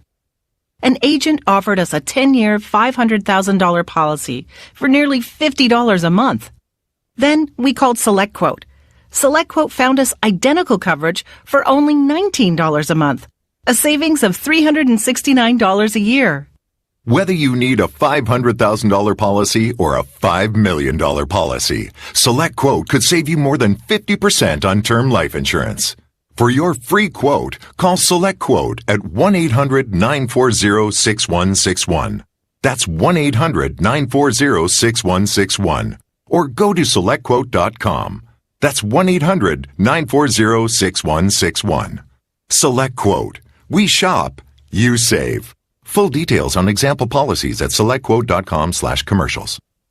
From the Michaels Flooring Outlet Traffic Center. This report is sponsored by Discover. 70 westbound before 270, there's a disabled SUV blocking the left lane. And taking a look at traffic times, 270 northbound from 55 to McDonald, traffic's running 21 minutes. Heading in from Illinois on 270 from 5570 to McDonald, you're looking at a 23-minute commute. 44 from downtown to 270, traffic's running 13 minutes. And from 270 to Highway 50 in Union, it's about a 25-minute commute. They could talk about how complicated other banks make it to redeem credit card rewards. Or they could talk about how with Discover you can redeem your rewards for cash in any amount at any time. Talk about amazing. Learn more at discover.com/redeem rewards. Terms apply. I'm Kat from the Newstalk STL Traffic Center. From the Newstalk STL Weather Center. What can I say? Another beautiful autumn day. Lows near 50 this morning. Sunny skies today. Dry air. Lighter winds, too. Not as breezy as yesterday. 72 degrees for the high. Overnight lows tonight in the 40s, maybe even some upper 30s in some of the cooler spots. Sunny and 66 tomorrow. I'm KMOV First Alert meteorologist Kent Earhart. This hour of Newstalk STL brought to you by All Solutions Pest Control, 636-486-7888, or visit them at allsolutionspestcontrol.com. If a pest-free home is your goal, call All Solutions Pest Control. Life insurance is one of those things that just about everybody needs, but few people actually have. Hey, if you die unexpectedly without life insurance, guess what? You'll leave your family with even a bigger mess. Life insurance will help replace your family's income. It'll help cover burial expenses. Life insurance can even help pay off debt like credit cards and medical bills. Life insurance can even pay for college. And if you own a business and you die, life insurance can help your business from collapsing. It can even help cover estate taxes. Life insurance has never been more affordable and needed. Plus, you can always shop around even if you have a plan and save some money. So call the Life Insurance Quote Line right now for free pricing information. 800-979-3060. 800-979-3060. 800-979-3060. That's 800-979-3060. Decision 22 News. Inflation, gas prices. Decision 22 Analysis. The things the American people want to hear about. Decision 22 Opinion. Same old tired talking points. In St. Louis, Decision 2022 happens right here. Newstalk STL. Mike Ferguson. You play ball like a girl! Gabe Pfeiffer. I triple dog dare you! Get up! Get up! Can't you hear the alarm? Get up, St. Louis. So it's time to get out of bed. Pour yourself the greatest cup of Kofifi the world has ever seen. Rise up with one voice, drain the swamp, and take back our country. Today's the day we're going to do it, and it's time to do it right now, believe me. Mike Ferguson in the morning on Newstalk STL. Get up! Get up! This is your cousin. All right, a lot going on here in the next 60 minutes or so. We've got the federal government saying, we might run out of money. We might have to shut down. Don't get too excited. That would be a bad thing for some people. We'll talk about that right around 6:20. Also 7:20. Oh man, it's already after 7. 7:35. We're going to take a look at some of the local races that are happening. And I'm asking the question, just do people have as much of the fire in the belly over elections around here in the St. Louis area as in other years? Because I'm going to propose that I'm not sure I'm sensing quite as much intensity around local races, every bit as much about the national makeup and the politics, but I don't think people are tuning out. I just don't know how much we're seeing here in the St. Louis area. And then a little bit later on, we're going to update you on NASA blowing up hundreds of millions of dollars worth of stuff, hitting an asteroid and what that's all about. And then we're going to let Gabe geek out for a few minutes. Boom, baby. It is 7:07. I'm Mike Ferguson. That's Gabe Pfeiffer and Ken Williams, of course. And we're joined now by Missouri Secretary of State, Jay Ashcroft. Jay, first of all, good to talk to you again. It's been a while since you've been on the morning show. I know we hear you a lot on Vic's show. But before we get into the important stuff, you got to settle a debate for us, okay? We were just talking about the guy who caught the number 700 home run from Albert Pujols in Los Angeles, and he said thank you, and he took it home, and he's getting criticized. Now, the ball belongs to him. Should he have at least tried to barter something back, or, hey, good for you, man? Hey, good morning. I've got to be with Albert Pujols here. Albert said, look, it's for the souvenirs are for the fans, and I think that's a great outlook. That's a great approach, and he caught the ball. Seems like it was fair and square. Didn't steal from somebody else. That's his right, and I'm fine with that. And who am I to tell Albert he's wrong about being fine with the guy not giving the ball back to him anyway? That's right. And Pujols was incredibly classy about it as Very well. gracious, as always. Now, more important stuff here. Real quick, we're in about just another 12 minutes or so, Jay. We're going to talk about what the media in Washington D.C. I think is trying to temper things regarding a potential government shutdown. Of course, if the Republicans are in control, then it's headline news for months ahead. But now they're trying to keep it down there. I think they're going to come to a deal. But what kind of effect could something like that have on Missouri's actual government administration, and Illinois and other states as well? Because there's a lot of federal funding comes in for a lot of things. Would something like that be affected if there were some kind of shutdown? The effect, unfortunately, is very minor.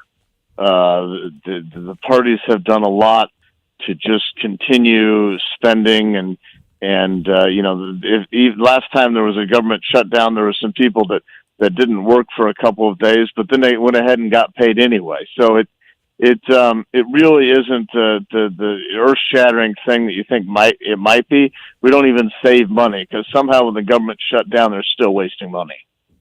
Good morning, Jay. Gabe Pfeiffer here. Just as we roll into election season proper right now, all eyes are kind of turning to the ballot box, and questions arise of how safe those are. How go the efforts to secure our elections? I feel really good about Missouri's elections. When I talk to people nationally, other states are compared to how Missouri does it. We, of course, are vigilant. I've always thought that it's my job to worry so the voters of the state don't have to. But I'm really happy with the election bill that was passed. Obviously, it didn't do everything. It's an iterative process. Every year we're just going to try to get better, working through the legislature. But we got rid of Zuckerbucks. We outlawed the ballot drop boxes. We're moving entirely to a paper ballot being the official ballot instead of just a paper receipt.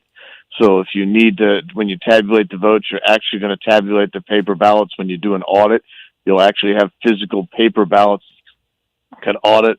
We're going to a better generalized requirement that you have that government-issued photo ID to vote a non-provisional ballot. If you don't have that, then you can vote a provisional ballot because we're making sure that if you're registered, you can vote on Election Day. But I'm really happy about how Missouri does it.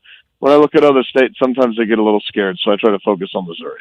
Yeah, and when we look at the changes that are happening, is there anything materially different about the process? I'm guessing not a lot, but for instance, St. Louis City announces they're going to have some satellite voting locations if people want to start voting early. Or is there anything that's going to be different this time around in November? Because I think the last thing we want is people showing up and go, I didn't know that. I mean, It's not that it's hard to find out, but just in case. Well, first of all, we always work to write the rules so that if there are changes and you don't know about them, you'll still be able to vote. It won't cause you problems. This year, there is now, after August 28th, for the November 8th election, you'll be able to vote absentee in person without an excuse for the 2 weeks running up to the election. That was part of the compromise to allow that along with the photo ID requirement. Having said that, when you go to vote in person on election day, and if you do that 2 weeks, no excuse in-person absentee voting, you will be required to show your government-issued photo ID. If you go on election day, you'll either need to show that government-issued photo ID or vote a provisional ballot. That's just to make sure that we know you are who you say you are. That's to make sure that we have accessibility, we have security, and, of course, credibility in the results. Any pushback on that so far? I mean, obviously, there's a political debate on that. I've only been sued twice. Okay, well, Is that kind of pushback? Yeah, I'd say so. I was trapped in the lawsuits. Yeah, this is what the AARP and NAACP lawsuits. The NAACP. I don't remember if AARP is suing me on those.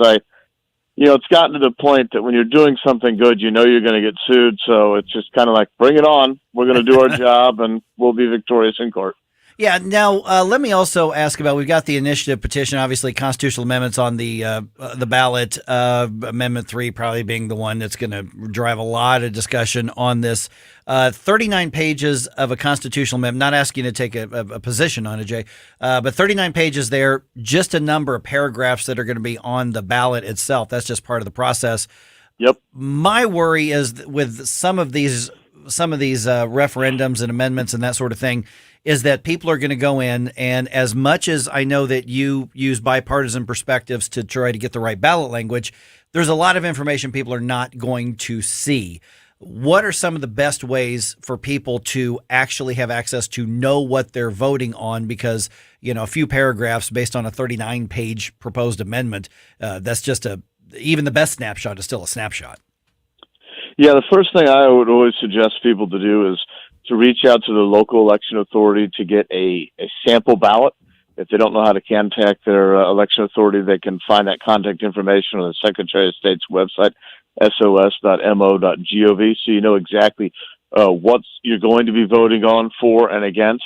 I would also suggest that people read the entire ballot language for the issues. You can get to that on sos.mo.gov. We will also be publishing that in at least one newspaper in every county of the state for at least 2 weeks. And, of course, if you haven't read it in advance, which is really what I would hope people would do, the full ballot language for all statewide issues will be printed out and at your polling place. But it is a real concern that when we write the summary for people collecting signatures, we only have 100 words to describe 39 pages of legalese, and we can only hit the high notes. All right. And Jay, in less than 2 weeks, you are going to be at the Freedom Fest barbecue coming up here in Fenton. What can people look forward to? They'll get a chance to say hi to you and meet you, but it's going to be kind of a, I guess, unofficial kickoff of the hard and heavy campaign season for a lot of Republicans. Well, I think it's a great opportunity for elected officials and candidates to get out and allow the people of the state, the jurisdiction they're running in, to meet them, to kick their tires, to ask them questions. I mean, I'm a firm believer that you're as an elected official, you're a public servant. I have 6 million bosses. I'm never going to please all of them at the same time, but I want to do my best, and I want to make sure that I'm accessible so they can ask me a question, challenge me, and help me to do the best job possible. All right, and that's going to be October 9th. Right in Fenton. Yeah. All right, Missouri Secretary of State Jay Ashcroft. Hey, good talking to you. It's been a little while. Hey, thanks for having me. Have a great day. Love this fall weather. Oh, absolutely it is. All right, Jay Ashcroft, everybody. Thanks so much for being on the program. By the way, since he brought that up, today was the first day that I had to put on a jacket and drive into work, and it was awesome. Yeah. Yeah, I kind of love this weather. And something else you were mentioning about this event, the Newstalk STL is going to be the sole radio sponsor. Correct. Of that event. Exactly. That's right. why you're going to see Tim Jones and Chris Harps there. They'll give you an autograph if you're asking them nice enough. I mean, they won't give me one, but they'll give you one. Will they give it on a baseball, and can I keep it? Yes. Okay. If you want then, to. If I can keep it, then I'm okay. Just don't touch their barbecue. That's No. well. Them's fighting words, man. You can leave my barbecue alone. I'm just saying. Yeah. All right. Will the federal government shut down and run out of money? We can only dream of the federal government running out of money at some point. But what's the actual risk? I don't think it's as big as a lot of people are making it out to be, and I'll tell you why around 7:21 here on 101.9 and 94.1 News Talk STL. Watch us on our live stream using Rumble, Facebook, and Twitter. Can't you hear the alarm?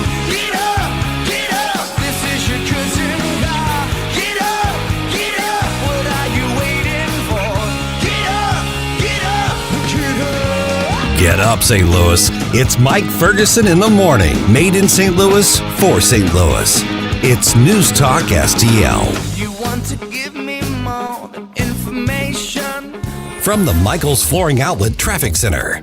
This report is sponsored by Ride Finders. 270 northbound, all lanes are back open before Big Bend from an earlier crash. Traffic is slow from 55. 55 northbound slowing Butler Hill Road to 270 and jammed from Weber Road to Loughborough. This is for ongoing construction work that has the roadway reduced to 2 lanes in that area. 64 eastbound slow from 70 to 364 and 70 eastbound tapping the brakes between Bryan Road and Route K. Ride Finders is the St. Louis area's free carpool and vanpool ride matching program. By sharing the ride to work, you can save thousands of dollars per year and take thousands of cars off the roads. Do the right thing. Visit ridefinders.org for details. I'm Kat from the News Talk STL Traffic Center. Hey, Columbo here for our family dentist, Dr. Matt Boscia at New Creation Dental Care, a one-stop solution for all your family's dental needs, including braces. Dr. Boscia uses the My Forever Smile Braces system, which straightens teeth many times in less than a year for half the price of traditional braces. Traditional braces or Invisalign can cost $6,000 or more, but Dr. Boscia only charges $29.98 for My Forever Smile, and incentives and insurance can lower the price even more. Plus, New Creation offers in-office financing. Learn more at newcreationdentalcare.com. Since 2007, the state of Missouri and local governments have handed out almost $5 billion in tax subsidies or abatements to private developers. That money could have gone to basic services like schools and public safety. And studies show these subsidies don't produce the promised jobs and growth. If developers want to build a sports stadium or shopping mall, why should they be given our tax dollars to do it? It's time to reform economic development subsidies. The Show Me message has been brought to you by Show Me Institute and Show Me Opportunity. Fox News commentary. A San Francisco firefighter wore an epic and true statement on his t-shirt, and of course, the left went berserk. I'm Tommy Lahren. More next. Help the Tunnel to Towers Foundation do good and never forget the sacrifices of America's heroes. Heroes like Misota's Familia, who couldn't wait to join the NYPD to protect her community. She proudly wore her uniform, but was ambushed and shot in the head in the line of duty, solely for the uniform she wore. She is survived by 3 children who received a mortgage-free home from Tunnel to Towers. Donate $11 a month to Tunnel to Towers at T2T.org.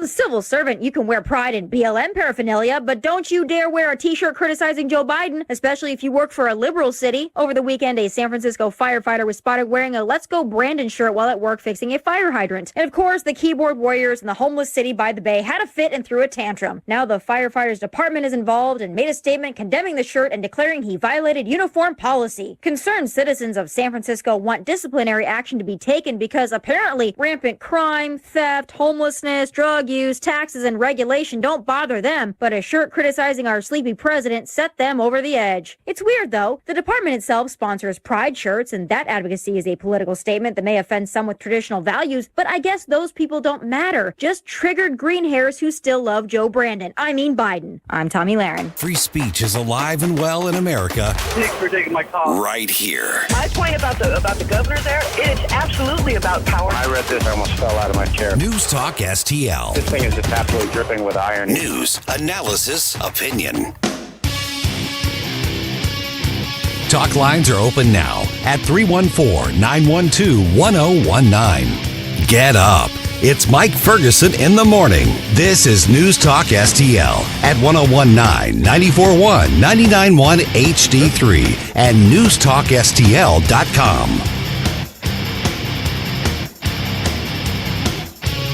All right, get ready for this conversation. I really want to hear from people on this. It's right around 7:35. Be thinking about it now, because we're going to talk about, politics and elections here in a second, with the federal government saying, we might run out of money. But have you noticed there's a difference in how media covers this one? Because remember, when there were shutdowns, when, Republicans were in control of one or two parts of the government, it was on the Sunday morning talk shows. It was dominating the newspapers. I remember they're showing all the dividers in government.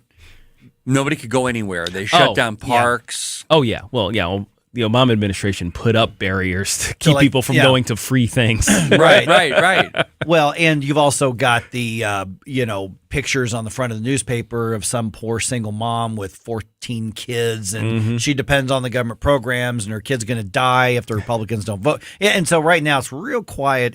It's real muted. But it's 7:35. I want to preview this just a little bit. So I want to go through this thing. Government might run out of money, and I'm like, oh yes, but it might run out of money. But at 7:35, I'm not sensing around the St. Louis region as much intensity over the elections that we have in front of us. I'm not saying people are tuned out, because people are tuning into, obviously, control of the Senate, control of Congress. I mean, there's a lot of things, but here in the area, I'm just not sensing as much fire in the belly, at least not yet. What are you sensing? What are you seeing? Let's talk about that at 7:35. I'm Mike. That's Gabe. That's Ken. Okay, we got that out of the way. Opposition to a deal that Chuck Schumer has made with Joe Manchin over energy permits could mean the federal government runs out of money. We'll see. Fox News' Sean Langell reports from Washington. West Virginia Senator Joe Manchin faces a test vote over his energy permitting plan. It must get 60 yeas, or else Senate Majority Leader Chuck Schumer must strip that provision out of a stopgap funding bill in order to prevent a government shutdown this weekend. Well, then they'll have to explain why they'd rather shut the government down than have secured independence as far as in energy and be independent in energy. That's West Virginia Senator Joe Manchin telling Fox he had hoped he would get support from Republicans to get the measure across the finish line.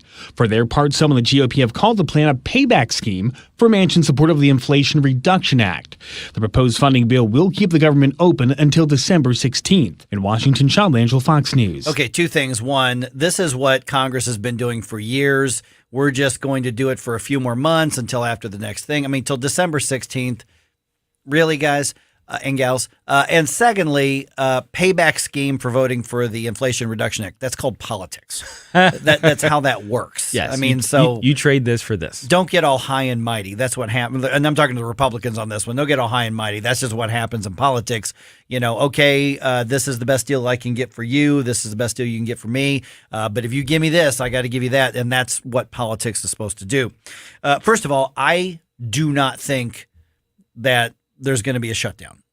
As much as I would love the idea of the federal government running out of money so they can't keep spending money and wasting money, the fact of the matter is that if there is a shutdown and any one thing in a check that somebody depends on doesn't get to somebody else, the Democrats own it all. They're not going to let that happen 5 weeks before an election, Gabe. That you make a great point. I mean, just the electioneering aspect of this is probably what's going to be predominant. But I'm actually curious as to what the point of the provision is that they're fighting over, because it sounds like, when they say energy permits and of course Manchin being from West Virginia, it sounds like mining rights and things like that. So fossil fuels. Yeah. So we want that stuff, right? So Bernie Sanders threw a fit against it, which is to be expected. Yes. But the number of Republicans have joined him. So it's there's something in the process there that's giving people heartburn. Now, to be cynical, there might be a couple of Republicans who are like, I would love a government shutdown right before an election. Oh, sure. Yeah. But when it comes to, Manchin, has been, I would say he's been good on fossil fuels, but he did vote for the Green New Deal, which was known as the Inflation Reduction Act, which is known as bend over. We're all getting, when he voted for the Inflation Reduction Act, it went out the window for me with him. I mean, I was really thinking, man, the guy's he's fighting for his people, his constituents, and knowing what he knew in that bill was going to that was going to hurt them. And he probably made deals to make it a little less painful, but it's still ultimately going to hurt them and all of us. Yeah, Manchin may be the last center-left Democrat in the Senate. At least one willing to vote that way. I mean, people are talking about Kyrsten Sinema. She's very liberal. She just actually happens to have a more realistic view of the rules of the Senate. She looks a little more long-term. But Manchin, truly, I mean, West Virginia is not a left-wing state by any stretch of the imagination. Not at all. I mean, I spent a lot of time in West Virginia. Yeah. It's one of those areas where the fossil fuel industry, coal, even some natural gas, is they couldn't have a state without it. Their economy, we can't have our economy without it. Yeah, it's built as on well, it, without sure. any question. So I think that I'm glad he's there in the Senate. At this point, I mean, I would obviously rather have a more conservative. But if the Democrats were made up of Joe Manchins instead of Cory Booker's and Chuck Schumer's, we may actually have a functional government. We would, and we would have a more responsible government. We would have a much better country if those were the type of Democrats we were running against. But that's not what's happening. Good point. This is Rebecca. She has another issue. Remember Rebecca called about the police officer and they thought there could be racial profiling involved. Oh, yeah. That's something we'll have to talk about later. Sure. Absolutely. Sure. Yeah. But with this here, with the federal government talking about, oh my goodness, we may run out of money. But notice how it's not on the headlines. I have noticed that. I noticed a lot of things when the media decides to treat Democrats differently than Republicans. It's very telling. Once you see it, it's hard to unsee it, and it's really easy to tell what's going on once you kind of get there. And here we are. The shutdowns were the worst thing to happen. It's a dereliction of duty on the part of the government when it was Republicans who were kind of in charge of that whole deal. Now that the Democrats have the wheels of power in Washington, everything's very, very hush-hush. They mention it in passing, essentially, that there could be a government shutdown if such and such doesn't happen. But the first thing they talk about, though, is Manchin was expecting bipartisan support. So as best as they can, they're throwing some of the blame on Republicans. So and they're going to continue to do that too, Gabe. I mean, I heard it last night that the whole stoppage is there, and they're going to do it. The main, what do we call it? The legacy corporate media now. They are going to blame it on the Republicans. I mean, no matter where the Republicans stand on this whole thing, that they're going to blame it on them. Which is funny because I actually kind of dare the media to try that. Seriously, the left has the White House. They have the House of Representatives. They have the Senate. Okay, go for it. Yeah. Do it. Try to blame the right if the government shuts down. I dare you. See how that goes over with voters right before an election. It's not going to. People get it. We understand it. And that's just I mean, it would be incredibly stupid not to say the media wouldn't actually do that. Well, even if you're the most casual bystander of politics, you've got to look at it and go, okay, wait a minute, wait. The executive branch, they have everything. They have all the things. What's the problem here? I don't understand what's going on. You're blaming the Republicans? Now, if you want to throw both Republicans and Democrats under the bus, which I am very willing to do, the fact that we've gone years and years without an actual functioning annual federal government budget. This continuing resolution garbage. Yeah, which has been going on for years. Short-term agreement. That is a dereliction of duty by both Republicans and Democrats when they've been in control. And that's a way to not just pass the buck, but not have to answer for something in an election. They're all in bed together, 9/10 of them anyway, and it's called the swamp. And that's something that is probably going to continue, which is one of the reasons it's always easier to throw a little Christmas tree ornament if it's just going to be there for a month or two. Oh, yeah. Instead of do it right the way it's supposed to be done. Congress is neglecting its duty when it comes to this absolutely crucial, functional, stabilizing part of the federal government. So Republicans and Democrats both should take some blame for that, without a doubt. Yeah, you guys suck. Yeah. You guys suck, man. 314-912-1019. Here's the question for you. Are you as fired up about the elections here in the St. Louis area as you have been in other election cycles? I'll tell you why I'm asking that question. 314-912-1019. This is 1019 and 94.1 News Talk STL. That's an applause line.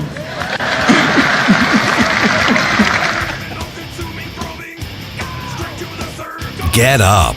It's Mike Ferguson in the morning on News Talk STL. If you find yourself feeling out of place in the world, it's comforting to know conservative values haven't been abandoned everywhere. Thanks for being my voice in all this. This is News Talk STL. There are people out there that feel the way that I feel and say what I say. Welcome home.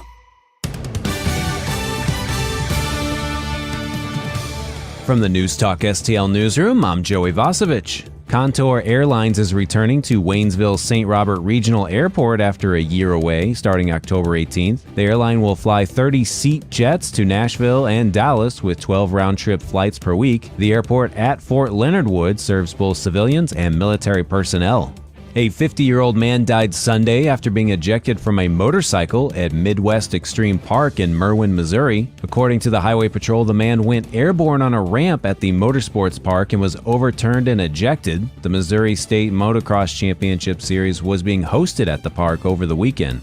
A St. Louis Cardinals spokesman said there was a nationwide problem on September 18th with Freedom Pay, the company that processes credit card transactions for the company that sells food at Busch Stadium, causing fans to be charged multiple times. In a statement, the president of Freedom Pay said they are working tirelessly to clear and remove duplicate charges. And in sports, the Post-Dispatch is reporting that SEC Nation, the Saturday morning college football pregame show, had travel plans arranged to broadcast from Columbia this weekend, but then canceled them after Mizzou's overtime loss at Auburn last Saturday. SEC Nation is now headed to Ole Miss. And the Cardinals are in Milwaukee for a 2-game series. Tonight's game starts at 6:40 p.m. For in-depth coverage of these stories and more, go to NewstalkSTL.com.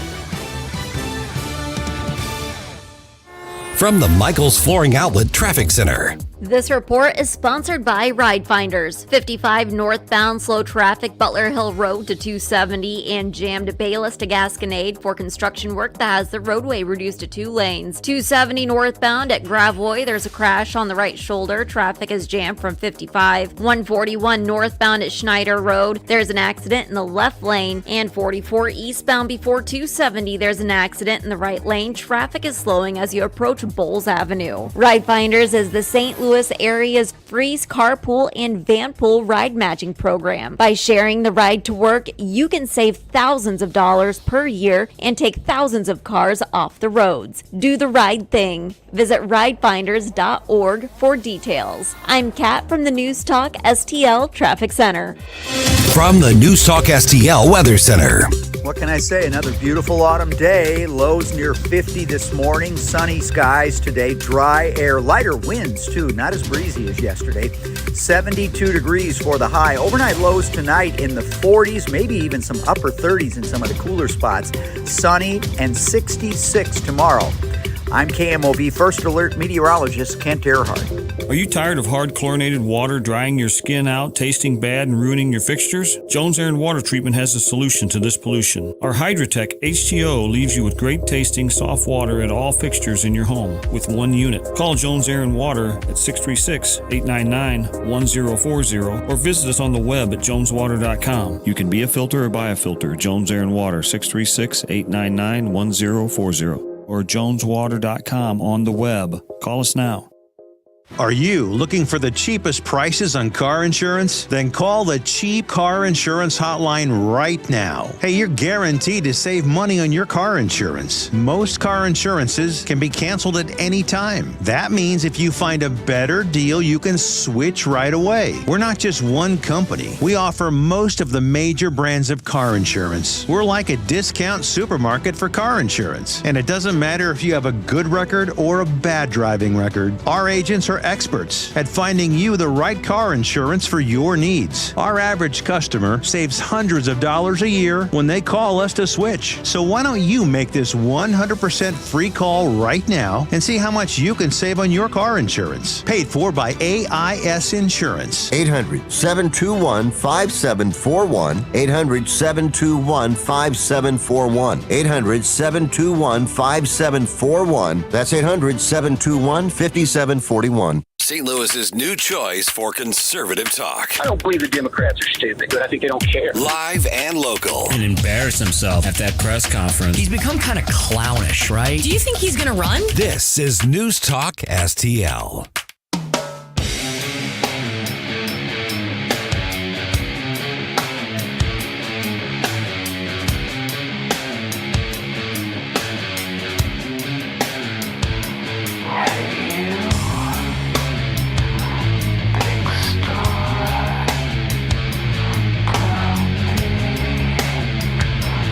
Talk lines are open now at 314-912-1019. Get up, St. Louis. It's Mike Ferguson in the morning. Made in St. Louis for St. Louis. It's News Talk STL. We just heard from Secretary of State Jay Ashcroft, and that podcast is going to be up at News Talk STL's podcast. You can find that at NewstalkSTL.com or wherever you get your podcast. That's going to be posted a little bit later on today, probably within about the next 3-4 hours or so. So if you haven't subscribed to our podcast yet, please do so. Then you'll just get the alert. That one is available. You can listen to it if you want. And if you hear something good, you can send it to your friends. But NewstalkSTL.com or whatever podcast platform you're on. I'm Mike Ferguson. Guys, I say it's open up a can of worms time. Okay. Let's do it. Let's do it. All right, because listen, this is a conservative talk station. We do a lot of politics. We do a lot of policy. We do a lot of campaigns. We do a lot of elections. And I'm not supposed to pose the question that I'm about to pose. Okay. Are people really fired up about elections, local elections? I mean, even the national races, but the local elections here in St. Louis, the way that they have been in previous election cycles. Now, I'm not saying we're tuned out. I'm saying people are watching the national level. People are really fired up about making sure that Nancy Pelosi loses control of the House, that Chuck Schumer loses control of the Senate. I'm not saying people are apathetic. I'm just talking about you look at the city races, the county races, the state legislative races, the congressional races out here. And I am not sensing nearly as much intensity or fire in the belly 5 weeks out from election as we normally see in election years.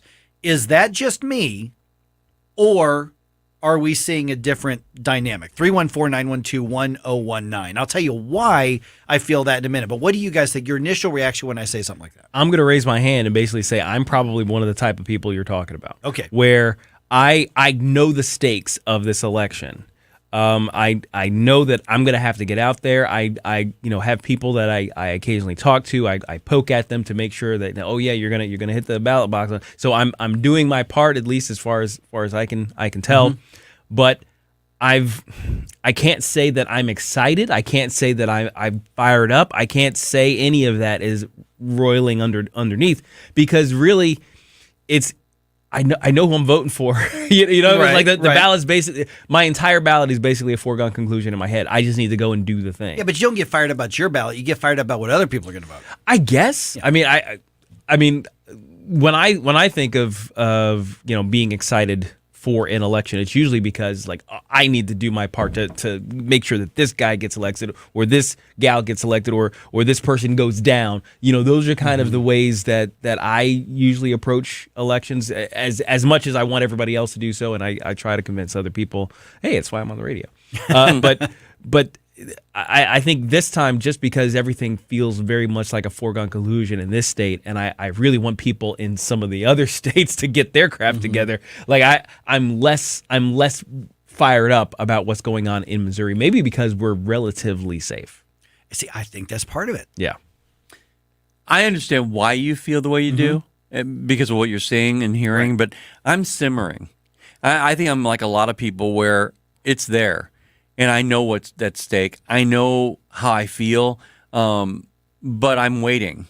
I'm waiting for the opportunity to vote. I'm waiting for, I want to be more as of an activist. I'm actually going to try and help the election commission downtown. Oh, okay. I want to get active in it, but I think that people are kind of just gearing up. They're more informed right now. I really believe that people are more informed. Oh, yeah. today. I don't think it has anything to do with information. Well, I think it does because I think that because they are more informed, they're saying, okay, here's what we need to do next. It's not we're not so anxious, but we're just like going, okay, we're simmering. Here's one of my pieces of evidence why I don't necessarily completely agree that people are simmering and ready to go.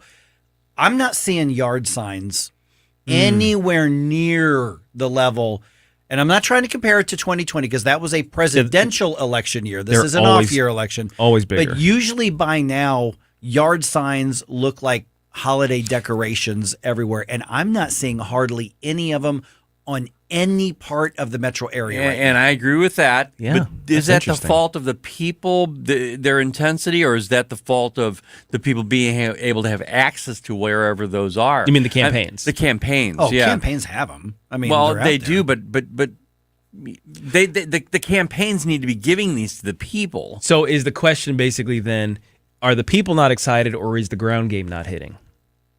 I think a lot of people are like you, and a friend of mine that I went and had dinner with or lunch with the other day. I look at him as like my gauge for people who pay attention but are not political. Right. He's kind of a centrist, slightly left of center guy, just, South County, kind of very blue collar Democrat, not left wing liberal, not fringy, nothing like that. Just an old school, Democrat. And I kind of look at him as a gauge. Regular guy. He's just a regular guy. And so I think that people are looking at the races around here, and honestly, other than two races that I can think of, we got a pretty good idea who's going to win. I am telling you that if people do get fired up, this Manavani and Page race can be a toss-up. Let's hope. And there's one state legislative race. Now, all of them are important. I mean, any of them could go south and go the wrong direction at any point, which is why I'm bringing up the passion index thing. This race between Tracy McCreary, Democrat, and George Haruza, Republican, that's in a very that's a district that's up for grabs for both parties. And so the lack of intensity, if I'm right, if my theory is right, is that could be in one case bad for Republicans, but for everybody else, I think a lot of people are saying, Eric Schmidt's got a big lead and who doesn't really matter. But you look at Amendment 3, you look at that one specific race. Is that enough to really get people kind of fired up about it? And I just don't sense that intensity. Now, a week before the election, it may be very well different, but I just think it feels a little different right now. And I kind of hope to light that fire. Yeah, I would think so. I mean, it's all very weird. I don't know. This year feels weird for some reason. I can't quite put my finger on why, and it may just be because, at least for me personally, it's the sort of foregone conclusion aspect. Yeah, and yard signs aren't like the end all be all measurement. Sure, but it's not even close to what we normally have. Yeah. Campaigns seem to be holding their fire a little bit, and we're going to get inundated with billboards and TV ads, and radio ads and all those sorts of things. And so, but it just seems more tepid this year. And I don't want it to be, but I think it should. So what's it going to take to light those fires under people? And again, I understand why you're saying what you're saying, but I believe there's a really big swath of people out there saying, no, I know exactly what I'm going to have to do. And I'm just kind of here. I'm here. I'm waiting for when I have to do it. We have Dave on the phone. Dave, all right. Hey, Dave, you're on News Talk STL. What do you think? Am I sensing it wrong? Are you seeing something different than I'm seeing? I'll be honest with you, Mike. And the reason I called was something that Gabe said that I find extremely troubling. Gabe, I love you, man. This is the first time I've ever disagreed with you. Okay. You cannot feel complacent in this election, even in Missouri. The second you get complacent and kind of take that deep breath and sit back, they're gonna jump all over it. We have to stay active. The yard signs, sure, nobody's got yard signs up, but a lot of these campaigns are asking for monstrous donations. Well, I'm sorry, I'm having trouble keeping gas in my truck and food on the table at my house. So I think that inflation has a lot to do with that. But good point. We can't get complacent. We just we can't allow ourselves to feel comfortable in any of this. Yeah, see, Dave, that's why I brought this entire segment up. And Gabe? Yeah, now I don't want to give the wrong impression here.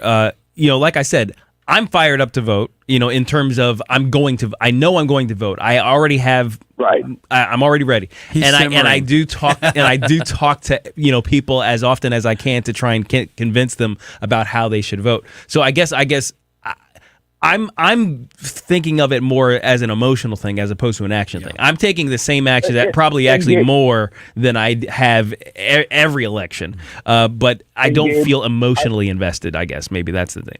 Gabe, I love you to death, man. What you say 99.999% of the time is just spot on.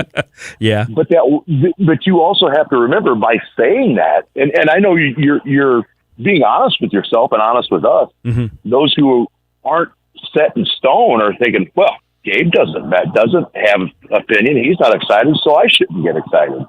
You're a public figure. I just got to say that you're a public figure, so be careful how you word it. We just got to be real here. Yeah. All right. Well, no, it's interesting. Hey, Dave, I got to get you an information segment, man. Thank you so much for Absolutely. being. Love you guys. Thanks, Dave. Thanks, Appreciate you being a part of News Talk STL. All right, 314-912-1019. The complacency is the real thing. That's why I brought this up. Yes. It's definitely that's a killer if we let that set in. I think, and that's if you guys will notice that in Vic's show he has that button that no RWs. Complacency, right? I think there are people in the area who are not paying attention to the U.S. Senate race in Missouri, but are really watching the one in Ohio and in Georgia and Pennsylvania very closely. Yeah, I can see that. Instead of the one right here. 314-912-1019. This is 1019 and 94.1 News Talk STL. Watch us on our live stream using Rumble, Facebook, and Twitter. Get up, St. Louis. It's Mike Ferguson in the morning on News Talk STL.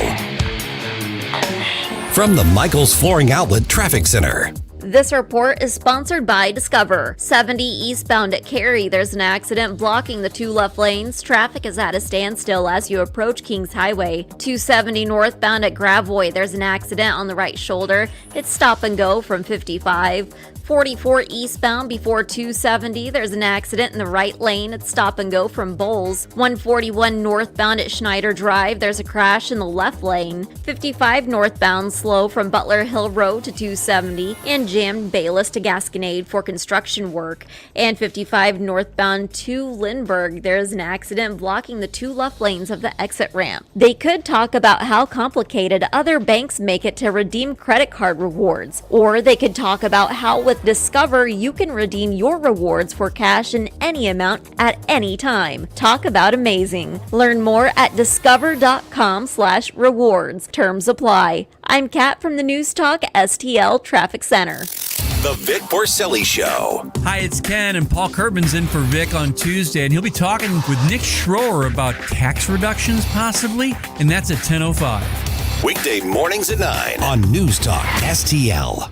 Hey, Tony Colombo here for the great team at All Solutions Pest Control. All Solutions is the pest control company Christine and I trust with our home because they don't cut corners and they take the time and use the best products available to help protect your home at the highest level possible. Call All Solutions Pest Control today at 636-486-7888 and learn more about our special $67 introductory offer or visit us online at allsolutionspestcontrol.com. If a pest-free home is your goal, call All Solutions Pest Control. How is your car payment treating you? What if I told you you could make a free phone call right now and reduce your car payment by as much as $83 a month? Look at your car payment closely. You could be paying as high as 20% interest. Rate Genius can help you reduce your car payments by reducing your interest rate to as low as 2.48% APR. We can refinance most existing car loans or leased cars, new or used, and save you money every month. Put more money back in your pocket. The call is free to find out how low we can lower your car payment. 5 minutes of your time right now could save you hundreds of dollars a year. Call Rate Genius now. 800-764-2179. 800-764-2179. 800-764-2179. That's 800-764-2179. Not all applicants qualify for a loan or rate savings. Actual offer terms, including APR, are determined at the time of your application based on creditworthiness, value of the vehicle, loan term, and other factors. The news and talk that matters to St. Louis. They're going after him to intimidate us as Americans. News, analysis, opinion. This is a very convenient way to just throw a little more mud on Donald Trump. 101.9 and 94.1 News Talk STL.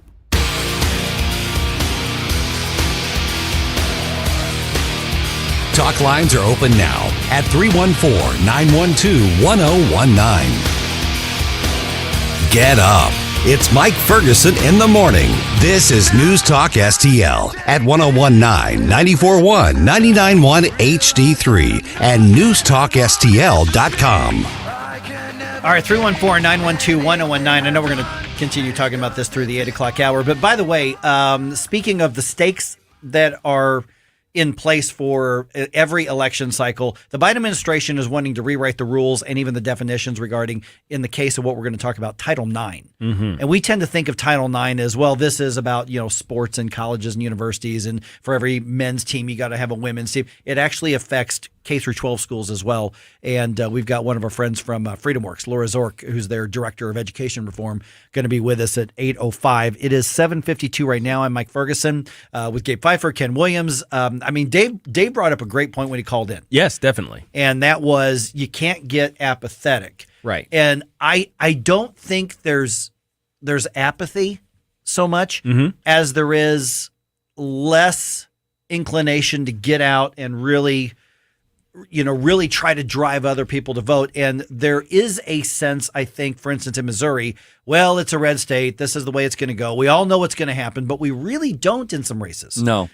I mean, I hear a lot of people saying, well, we know what's going to happen. Sam Page is going to beat Mark Mantovani. We don't know that. No. And if you're apathetic, or if you just really aren't fired up about the U.S. Senate race because you think Eric Schmidt's got such a huge lead or whatever the case is, then you're likely not going to be driving people to the polls to vote against Sam Page. It's all connected on election day. It's all the same ballot. And so you can't get in this mindset, well, we know exactly what's going to happen. For anybody who says we know exactly what's going to happen, well, remember how all the polls told us what a tight neck and neck down to the wire Republican primary we were going to have in August. And the polls were wrong. Absolutely wrong.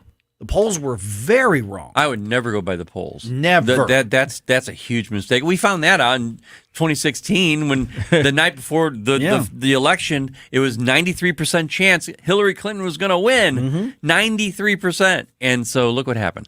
I think a year ago, from July 19th, a year ago, from that very day, we've been talking about do not take it for granted. Don't take it for granted. No. And I think we've been trying to do that. But I think I think at the same time, Mike, I think people are just like they're not. It's not that they're complacent, but they're just on hold. They're waiting. On hold is a good way to say it. Yeah, kind of on hold, because if you had this intensity all the time, I know that I have to unplug on the weekend, and even then I'm still looking at stories, but I still have to unplug it to some degree, and I think people are there right now. I just don't think people are going to come tearing out of the gate this time around. I don't think the mindset is there that they're waiting to be cut loose. I think we're going to put our seatbelt on and very sensibly look both ways and then slowly drive. I don't think it's going to be tearing out of the gate the way that it is in other years. I've kind of been racking my brain to try to think of a good way to describe what I'm dealing with right now, because caller gave me a good indication that maybe I'm not coming across the way I would like to on this, because the thing is, we can't be complacent. We can't say, and complacency to me is very much about the action, and the actions are pretty much in the lead up. Are you talking to people about how they're going to vote, and you're trying to convince them, and on the day, are you going to vote? And those are all the actions that I want to happen, and those are happening.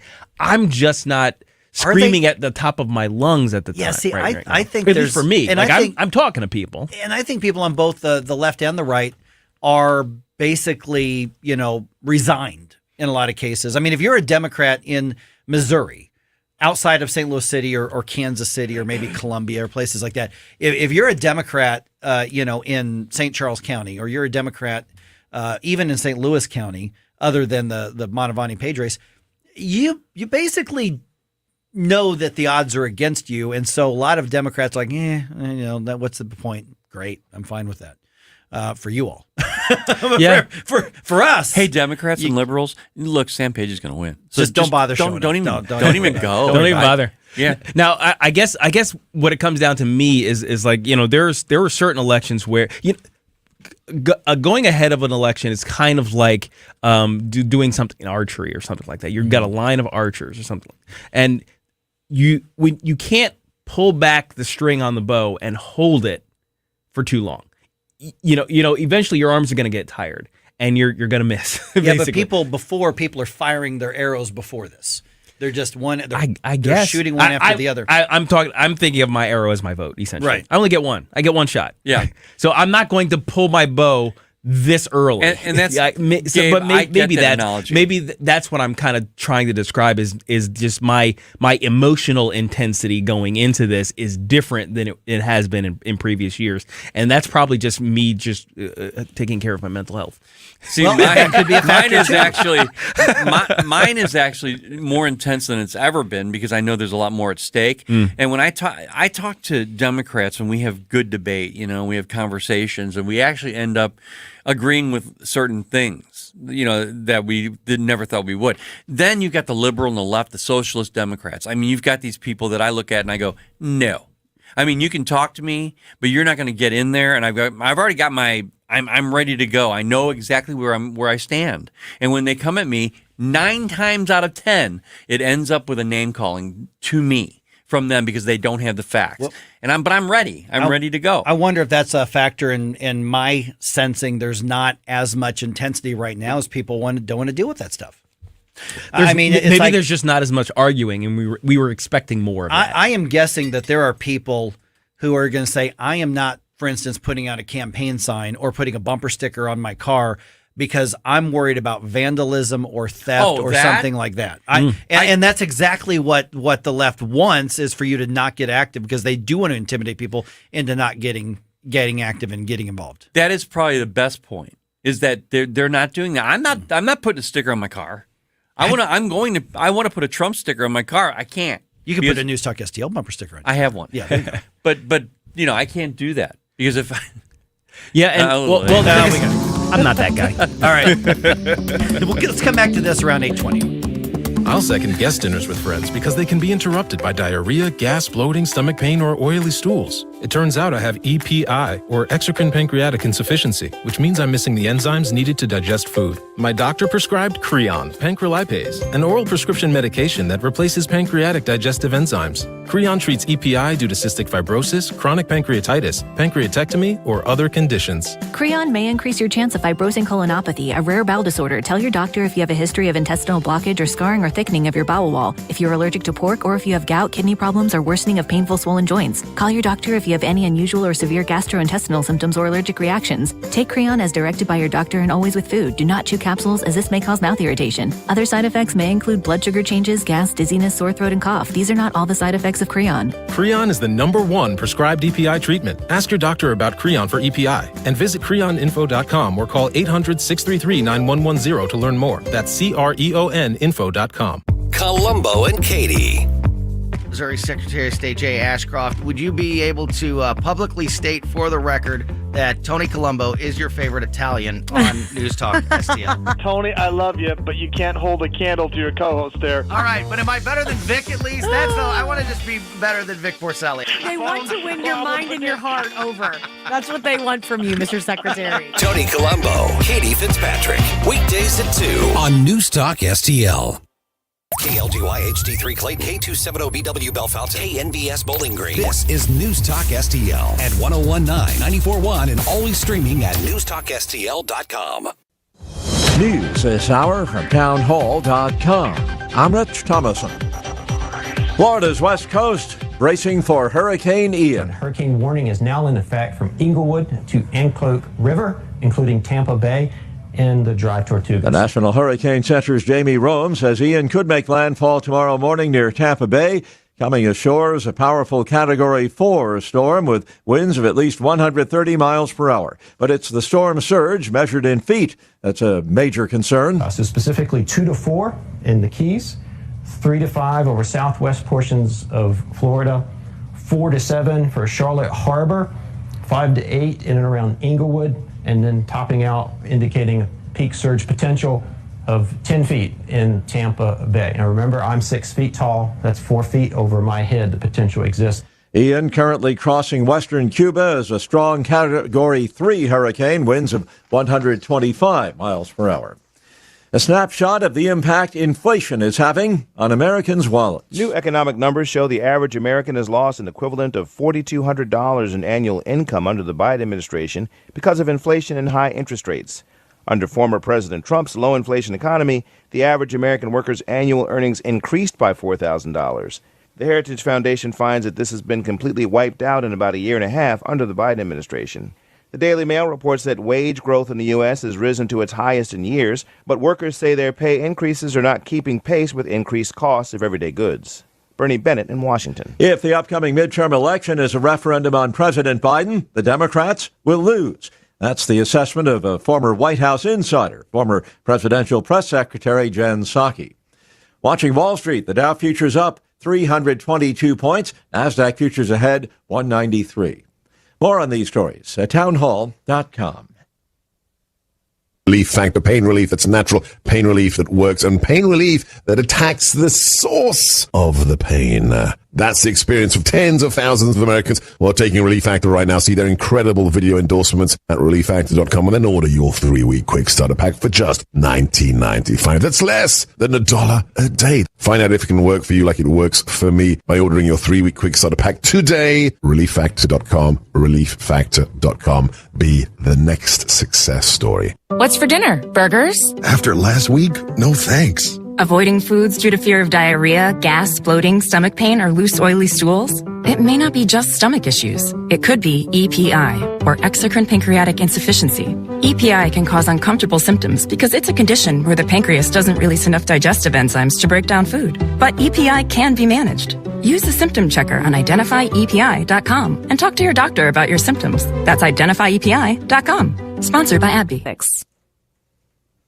From the Michaels Flooring Outlet Traffic Center. This report is sponsored by Discover. 70 eastbound is closed between West Florissant and Cary for an accident. Traffic is jammed as you approach Goodfellow. Drivers are able to exit off at West Florissant. 141 major backup northbound at Schneider for an accident in the left lane. Traffic's backed up to Highway 21. 44 eastbound, all lanes back open before 270 from an earlier accident. Traffic is stop and go as you approach 141. And 55 northbound, there's an accident on the exit ramp to Lindbergh, blocking the 2 left lanes. They could talk about how complicated other banks make it to redeem credit card rewards. Or they could talk about how with Discover, you can redeem your rewards for cash in any amount at any time. Talk about amazing. Learn more at discover.com/redeem rewards. Terms apply. I'm Kat from the NewstalkSTL Traffic Center.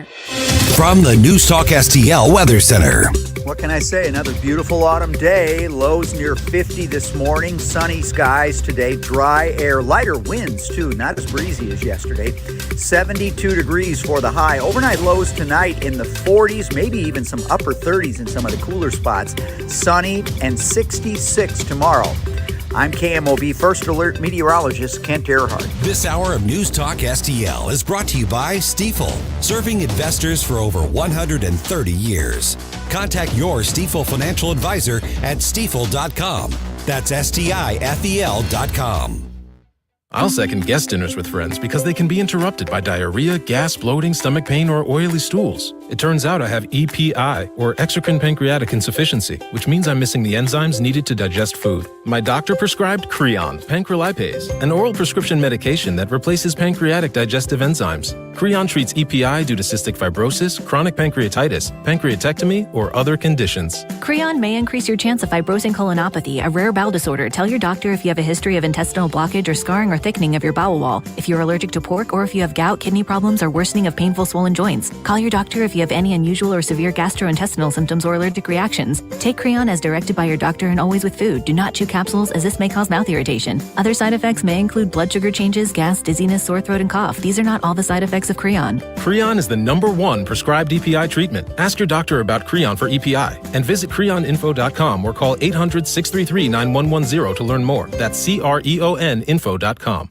Free speech is alive and well in America. Thanks for taking my call. Right here. We know what's going on. Have a great awakening. You see through the smoke screen. It's cool to be woke. News Talk STL. Until it's not. News, analysis, opinion. Mike Ferguson. Are you pretending to be crazy? Wow, you're really pumped about this. Gabe Pfeiffer.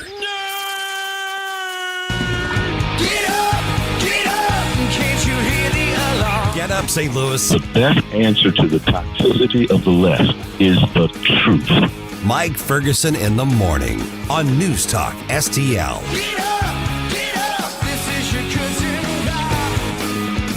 No question, the Biden administration is bringing about some massive changes to how government approaches so many different things. It's just a very different ideology. It's just a very different mindset. And when it comes to the college campus, there's no exception there. You probably heard of Title IX regarding equality among the sexes on campus and sports and things like that. Well, the Biden administration is looking at what they would say are updating the rules. For a lot of people, it's just a radical change. Are they a good idea? Are they a bad idea?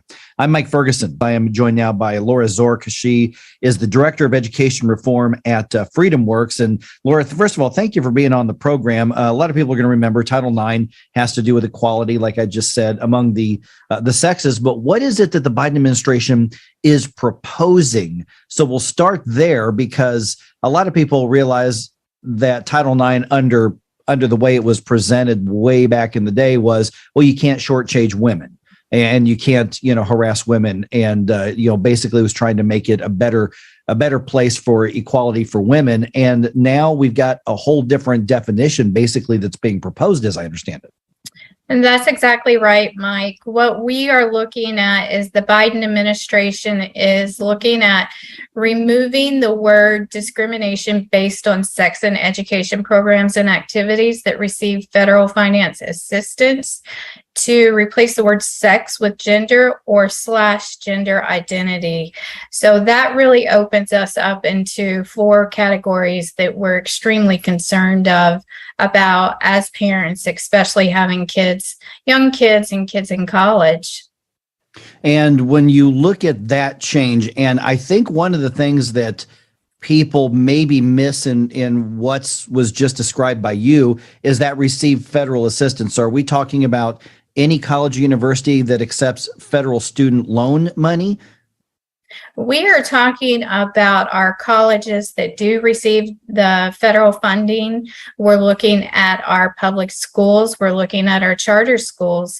Any school, educational institution that receives federal funding, they are going to have to adhere to these changes, or they will be at risk of losing their federal funding. But there are really 4 different areas that we are extremely concerned about, and I'm sure we're going to dive into those. So, but this really is an assault on all the progress that we've been able to make over the last 50 years, especially within our sports with our females. It's really rolling back from 1972, protecting our women. But now, not only are we concerned about the protection of our women, I'm the mom with 2 sons. I'm concerned about protecting my sons too, based on these new guidelines that they're rolling out. Yeah, and famously or infamously, at the University of Pennsylvania, swimmer, biologically male swimmer dominating women's competition is the obvious example of this. So is that one of the four that you were just referring to? Because the other one I want to get to at some point, if that's one of the areas, has to do with universities and colleges that are religious based as well. Well, the area that I'm was speaking of is when the Biden administration's looking at rolling back the process of how we the due processes that protect our kids whenever an accusation is made against them for discrimination. It's really taking the hands out of the individual and automatically assuming that young man or that young woman is guilty. So it takes away the rights of timely being able to know of the timely accusation. It's taken away the ability for them to view the evidence. And what's even worse about this is the institution itself, which could be the college campus or the school district, is going to conduct the investigation, and they're also going to try the case. So what we're seeing is this is going to automatically put these records on our young people whenever they didn't even have a chance to really defend themselves. So as the mom of two sons, I can see how this is going to really come against our young men, that perhaps they just broke up with a young girl and the girl makes an accusation and automatically my son's going to be seen as guilty. And I've actually been talking to a family in Loudoun County, Virginia, where that exact thing is happening right now. So that's one area that I was talking about, Mike. Got it. And that could affect for a high schooler admission to a college theoretically, and somebody in college could affect not just their academics, but possibly the beginning to their career, couldn't it? Oh, absolutely. And there have been over 200 cases where this has happened on college campuses, where you have the kangaroo courts on the campus that tries the student, and the student takes it higher to court, the outside court, and they end up winning. But it's unfortunate that we have to even get to that point. But what this does, what these rule changes do, it empowers this. And this is something that we already know is a problem. So why are we empowering it to continue and even intensify? We are visiting with Laura Zork from Freedom Works. Let me come back to obviously the amount of pressure is being driven by, I think, the transgender debate in the country, not just with sports, but in other areas as well. And you mentioned anybody who receives federal funding, and I want to follow up on what I just said. So I hate to do hypotheticals on this program, but if there were a Catholic university, for instance, and they accepted Pell Grant money or they accepted federal student loan money, in theory, at some point, could they be told they have to violate their their religious beliefs in order to accommodate transgender students in dorms, locker rooms, sports, things like that? Well, what this is going to do, it's going to send a lot of cases to the courts. I know that religious institutions have been protected in the past, but under this Biden administration, there's nothing that they will not try. And we know that the purse strings of the government is a lot more than a lot of these institutions. But let me tell you something, when we're talking about the transgender movement that we have going on, with changing the sex to gender identity and protecting individuals that identify them as a certain way, one area that they're looking at incorporating these changes in, it would limit the ability of our children as parents. It would eliminate our ability to opt out of lessons within the K through 12 system that talks about one's identity. So they can have these lessons teaching our kids about exploring what their identity is. And where we're seeing that problematic in other states is the fact that they are currently empowering our students to transition without parents even knowing. So they're setting the conversation within the classroom, they're sending them over to the counselors, and then they're counseling them on transitioning based on these lessons that parents don't even have the rights to opt out of if this is put in place. And it also takes away our ability for them to be counseled on that transitioning. I think a lot of people think of Title IX as something focused on sports. I think a lot of people are going to be surprised at the depth of this, like you're describing. Laura, I've just got a couple of minutes left here. Where is this in the process? I know the rules haven't been rewritten or changed at this point. The public comment period is over, but where is this right now in the process?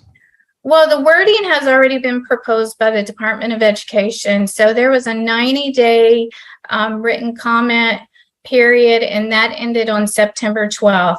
Now what's happened, because I know at FreedomWorks, we worked really hard to get as many comments as we could submitted. Our group alone, we were able to get 4,100. I know there's other great partners that have submitted thousands of comments. So what they're supposed to do at this point, the Department of Education is supposed to review all these comments, take those into consideration before they actually roll out these new written rules. Now, if they do their job the way that they're supposed to, this could take between 9 months and a year just to be able to review all those comments. But again, under the Biden administration, nothing will surprise me. It could be next week and they could come out and just say, here they are. Okay, just a real quick question. Do these rule changes have to be approved legislatively by Congress, or is this an administrative rule change? These are rules that are just going to be taking place. There is no congressional authorization, and the way that they're working, they really don't have the constitutional authority to do it, but they're going ahead and they're going to invoke these rules. Okay, there's going to be a lot of people want to read up on what you all are doing. What's the FreedomWorks website and social media, Laura? They can visit us at freedomworks.org, or if they want to join our parent-led movement, they can go to parentsknowbest.com. Easy enough. Laura Zork from FreedomWorks, thanks so much for the time and the insight. I have a feeling that there was parts of this conversation a lot of people weren't aware of. Absolutely. Thanks, Mike. Okay, holy cow. That is more about the whole Title IX thing than even I realized going into that conversation. All right, I talked to Laura also off the air, and the FreedomWorks organization does have resources available for people who are looking to run for local school boards in order to fight for the sanity and for the proper role of government, and also obviously for the best education possible. So look up FreedomWorks, freedomworks.org. Once again, if you want to access those or at least be in touch with Laura Zork. All right, 314-912-1019. Let's talk about it. Let me know what you think right here on 101.9 and 94.1 News Talk STL.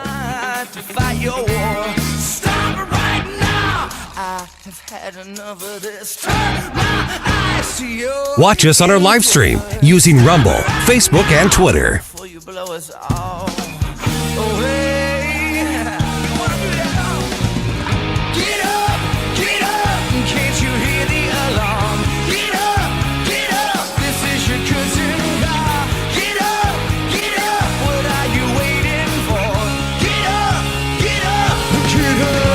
Get up, St. Louis. It's Mike Ferguson in the morning. Made in St. Louis for St. Louis.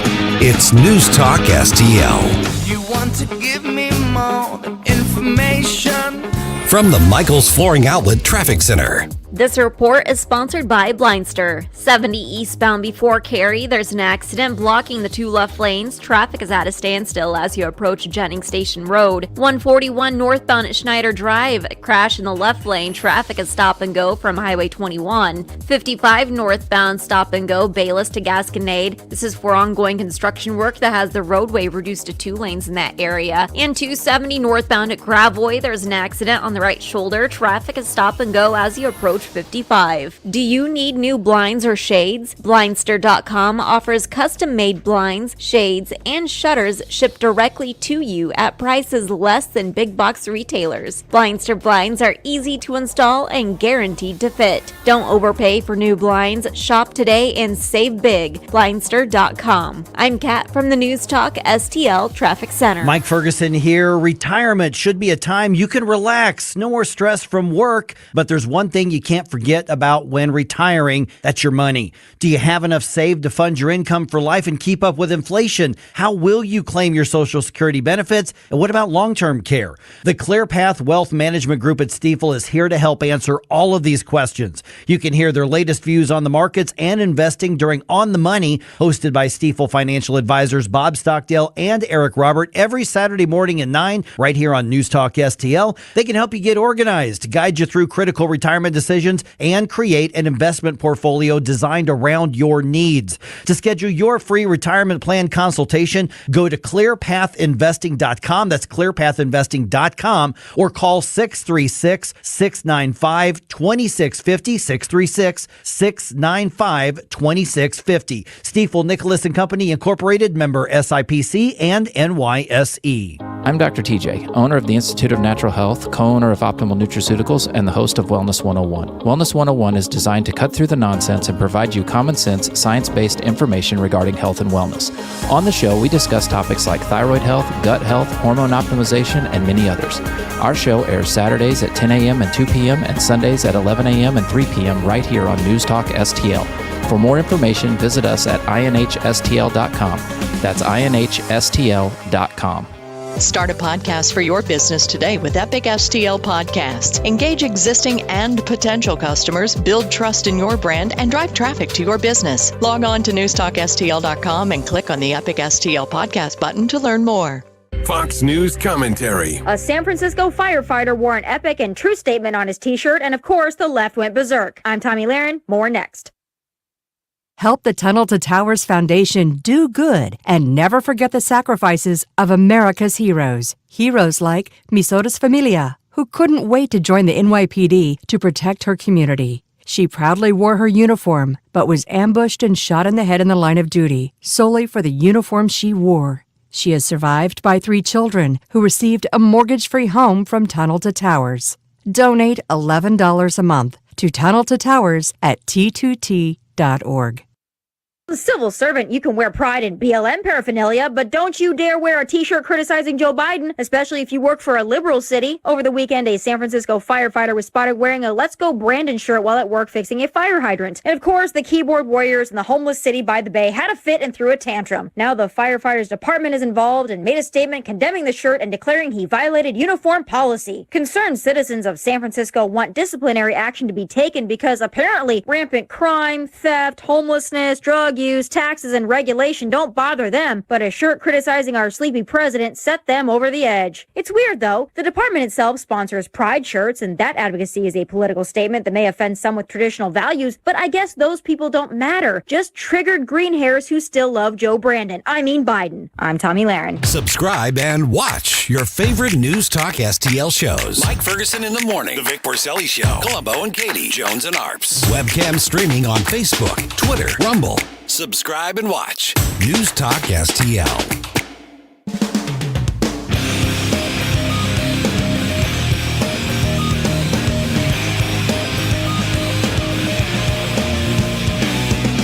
Talk lines are open now at 314-912-1019. You're listening to Mike Ferguson in the Morning. This is News Talk STL at 1019, 94.1, 99.1 HD3 and newstalkstl.com.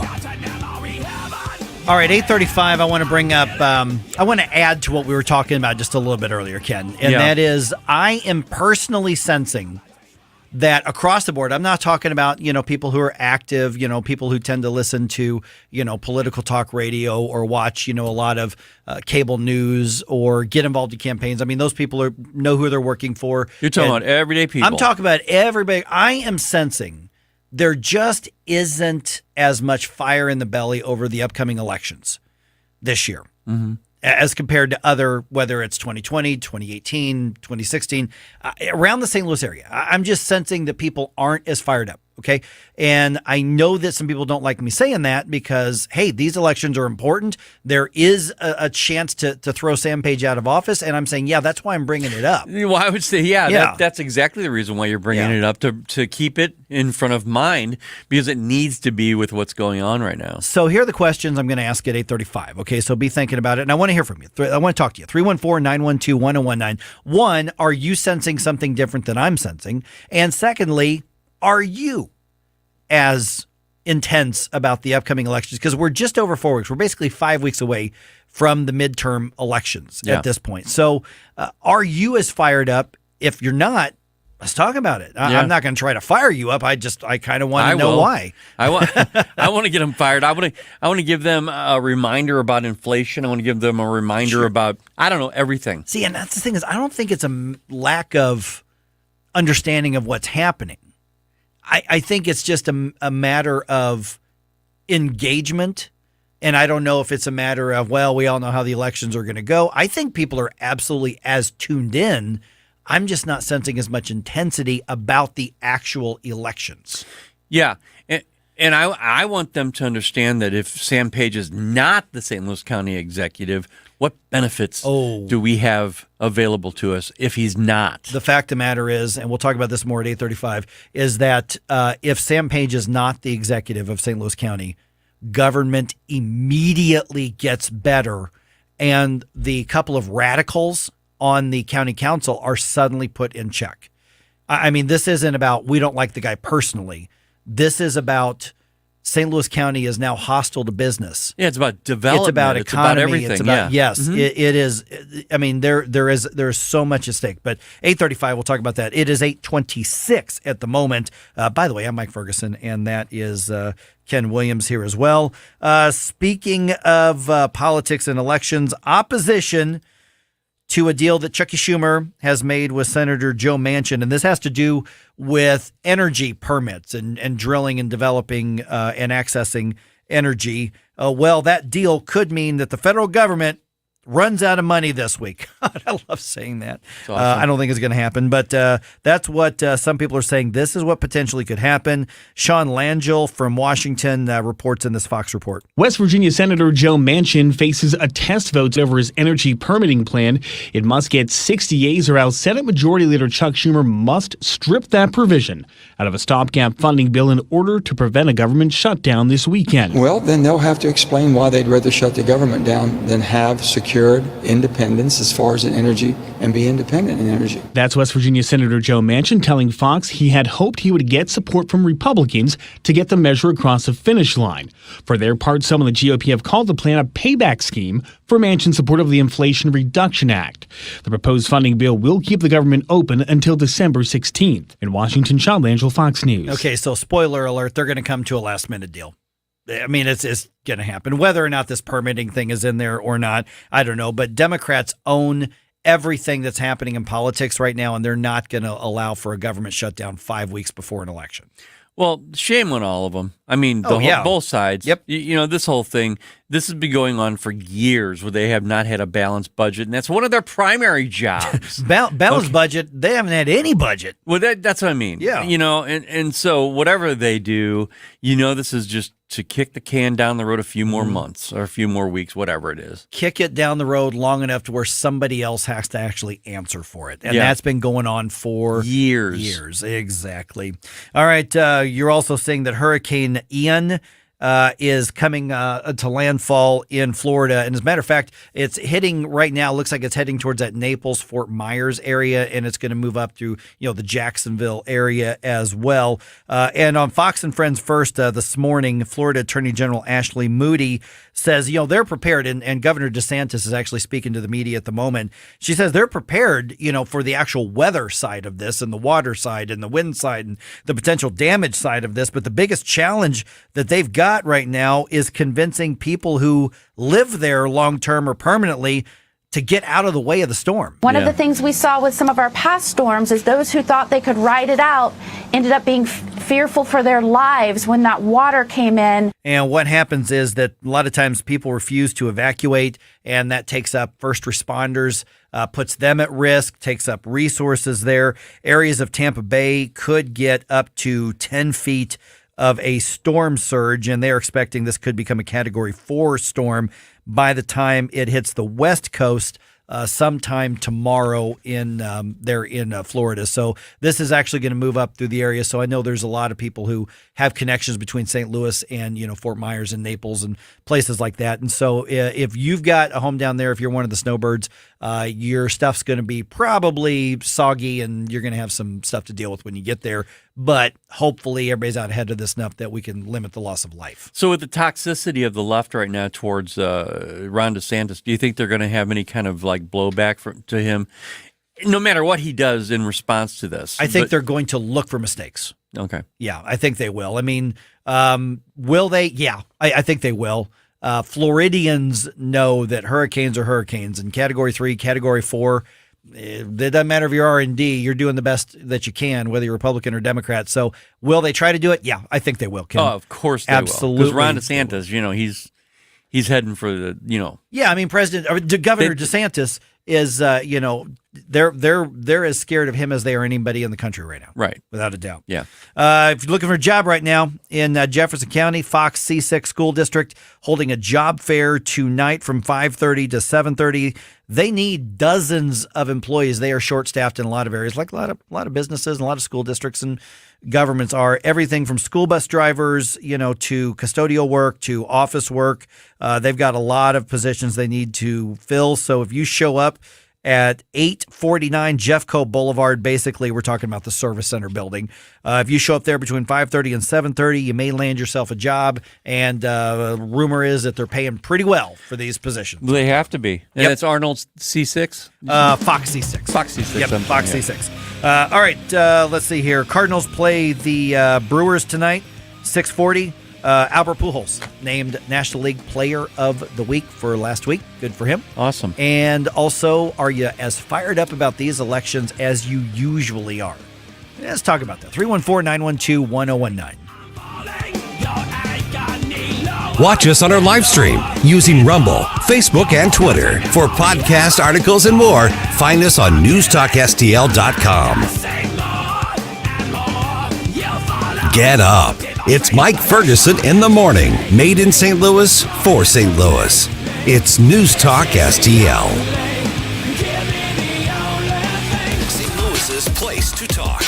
The American people have further lost faith in our governmental institutions. People can decide what they want and how they want to live. News Talk STL. News, analysis, opinion.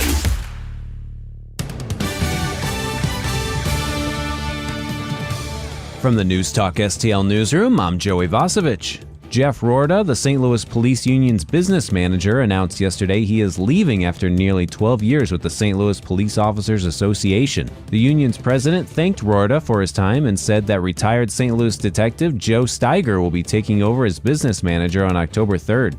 The Melville High School was put under lockdown yesterday after students and staff received a message on their phone. Someone airdropped a threat to invade the school during the 12:32 p.m. passing period. Police and the school were able to identify the source of the threat.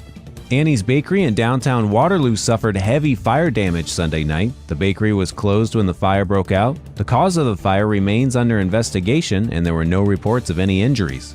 Frick's Market grocery stores located in Union and Sullivan will soon become Schnucks grocery stores. All 66 employees of the Frick stores will be offered the opportunity to work for Schnucks and will continue to be represented by unions. And in sports, Albert Pujols was named National League Player of the Week. It marks the second time this season that Pujols has won the award. Last week, he hit .368 with 2 home runs and 5 RBIs and recorded a 1.084 OPS. And in preseason hockey, the Blues shut out the Stars 5-0 in Dallas last night. The Blues now head to Chicago to face the Blackhawks tonight at 7:30 p.m. For in-depth coverage of these stories and more, go to NewstalkSTL.com. From the Michaels Flooring Outlet Traffic Center. This report is sponsored by Ride Finders. 70 eastbound before Cary, there's an accident blocking the 2 left lanes. Traffic is at a standstill as you approach Jennings Station Road. 55 northbound stop and go traffic between Bayless and Gasconade for construction work that has the roadway reduced to 2 lanes in that area. 64 westbound in Illinois, jam from Baugh to 55-64 split, and 40 westbound jam from Hampton to Bellevue. 40 eastbound stop and go Boone's Crossing to Olive and from McKnight to Big Bend. Ride Finders is the St. Louis area's free carpool and van pool ride matching program. By sharing the ride to work, you can save thousands of dollars per year and take thousands of cars off the road. Do the right thing. Visit ridefinders.org for details. I'm Kat from the Newstalk STL Traffic Center. From the Newstalk STL Weather Center. What can I say? Another beautiful autumn day. Lows near 50 this morning. Sunny skies today. Dry air. Lighter winds, too. Not as breezy as yesterday. 72 degrees for the high. Overnight lows tonight in the 40s, maybe even some upper 30s in some of the cooler spots. Sunny and 66 tomorrow. I'm KMOV First Alert meteorologist Kent Earhart. Colombo here for Agers Heating and Air Conditioning. We trust Agers with our home because their number one priority is doing right by the customer. Temperatures are changing outside, and as we transition from warmer temps to cooler ones, if you have any issues keeping your family comfortable, don't wait. Call the great team at Agers so they can address the issue before it gets worse. Because whether it's repairs or replacement, Agers is there with the clarity and attention to detail your home deserves. Contact Agers now at 636-242-6515 or through their website, callagers.com. The St. Louis Young Republicans and 1019-94.1 Newstalk STL is proud to present the Freedom Fest Barbecue, Sunday, October 9th. Tim Jones and I will be emceeing the luncheon at the St. Louis County GOP headquarters. Adult tickets are $30, student tickets are $20, and kid tickets are $5. We will have special guests like Attorney General Eric Schmidt, Secretary of State Jay Ashcroft, State Senator Bill Eigel, and more. Stand against tyranny, strengthen the conservative movement, and enjoy tasty eats at the Freedom Fest Barbecue. For more information, visit NewstalkSTL.com. Hi, Sean Long for STL FenceWorks. For over 50 years, our time-honored commitment to quality, service, and affordability make STL FenceWorks the go-to authority for fence, deck, and leisure space projects. During these unsure times of severe inflation and supply shortages, you can depend on STL FenceWorks to meet your needs. Being the #1 fence and deck contractor in the state, we've leveraged our position to make contract buy-ins hedging against price increases. Also, our buying power has allowed us to stockpile fence and deck material. There are no shortages at STL FenceWorks. In fact, we have more fence and deck material on hand now than we have had at any time in our 50-year history. Lastly, our commitment to a quality and customer-first approach has never wavered. Your project will be completed by experienced craftsmen in a timely manner, and our lifetime warranty reinforces that commitment. STL FenceWorks warranty surpasses anything offered in the industry. Visit STLFenceWorks.com and allow us to bring your backyard dreams to life. As always, at STL FenceWorks, your satisfaction is our passion. If you find yourself feeling out of place in the world, it's comforting to know conservative values haven't been abandoned everywhere. And I'm not going to turn my dial off, you guys. I really like this channel. This is Newstalk STL. Welcome home.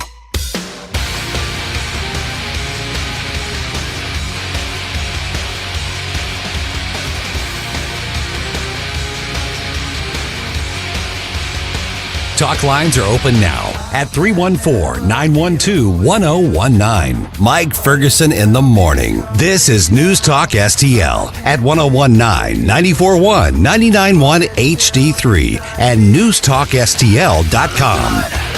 I think I raised some eyebrows around the area a little bit ago when I said, I'm just sensing that I don't think people are as intense about the elections coming up in a few weeks, 5 weeks, as we tend to be this close to an election in other years. Now, I think people are paying attention. I think we're tuned in. I think as far as like, I'm going to get out there and win people over, I'm going to convince people, I'm going to talk to my neighbors, I'm going to put out signs. I think people are going to show up to vote. I just don't know that people are as fired up. And I'm curious what everybody else is saying as well. 314-912-1019. I'll explain what I mean by that in a moment, Ken. It's 8:38 right now, by the way. You mind if I just kind of abuse my position and platform here for a second? Heck yeah, go ahead. So here's what's going to happen is the Russell Kirk Center, which is one of the great, conservative thinker type of think tanks out there. They are hosting a really interesting series of online conversations, video conversations with different authors. Going to be virtual, so you can watch it basically a Zoom link, and you'll talk to different authors of books that are out there right now.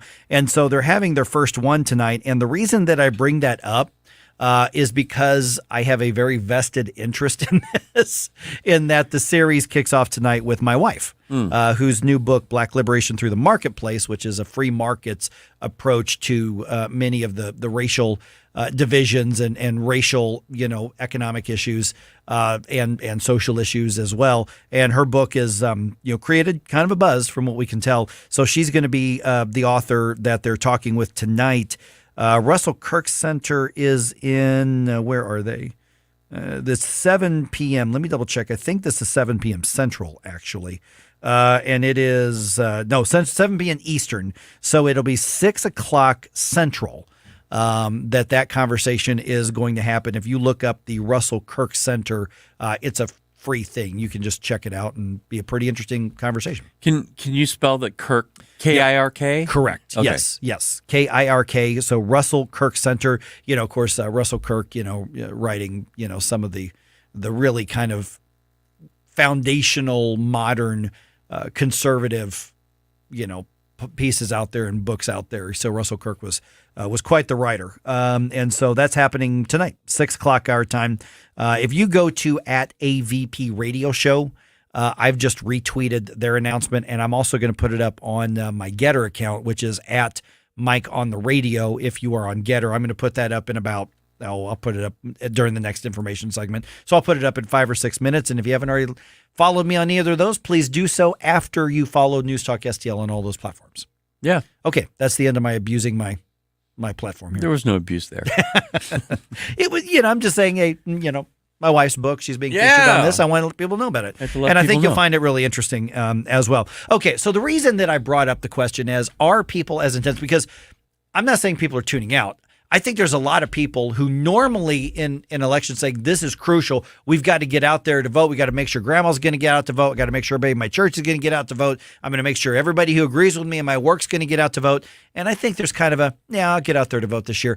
But I think there's a lot of people who are not paying as close of attention to some of the races right here in our backyard.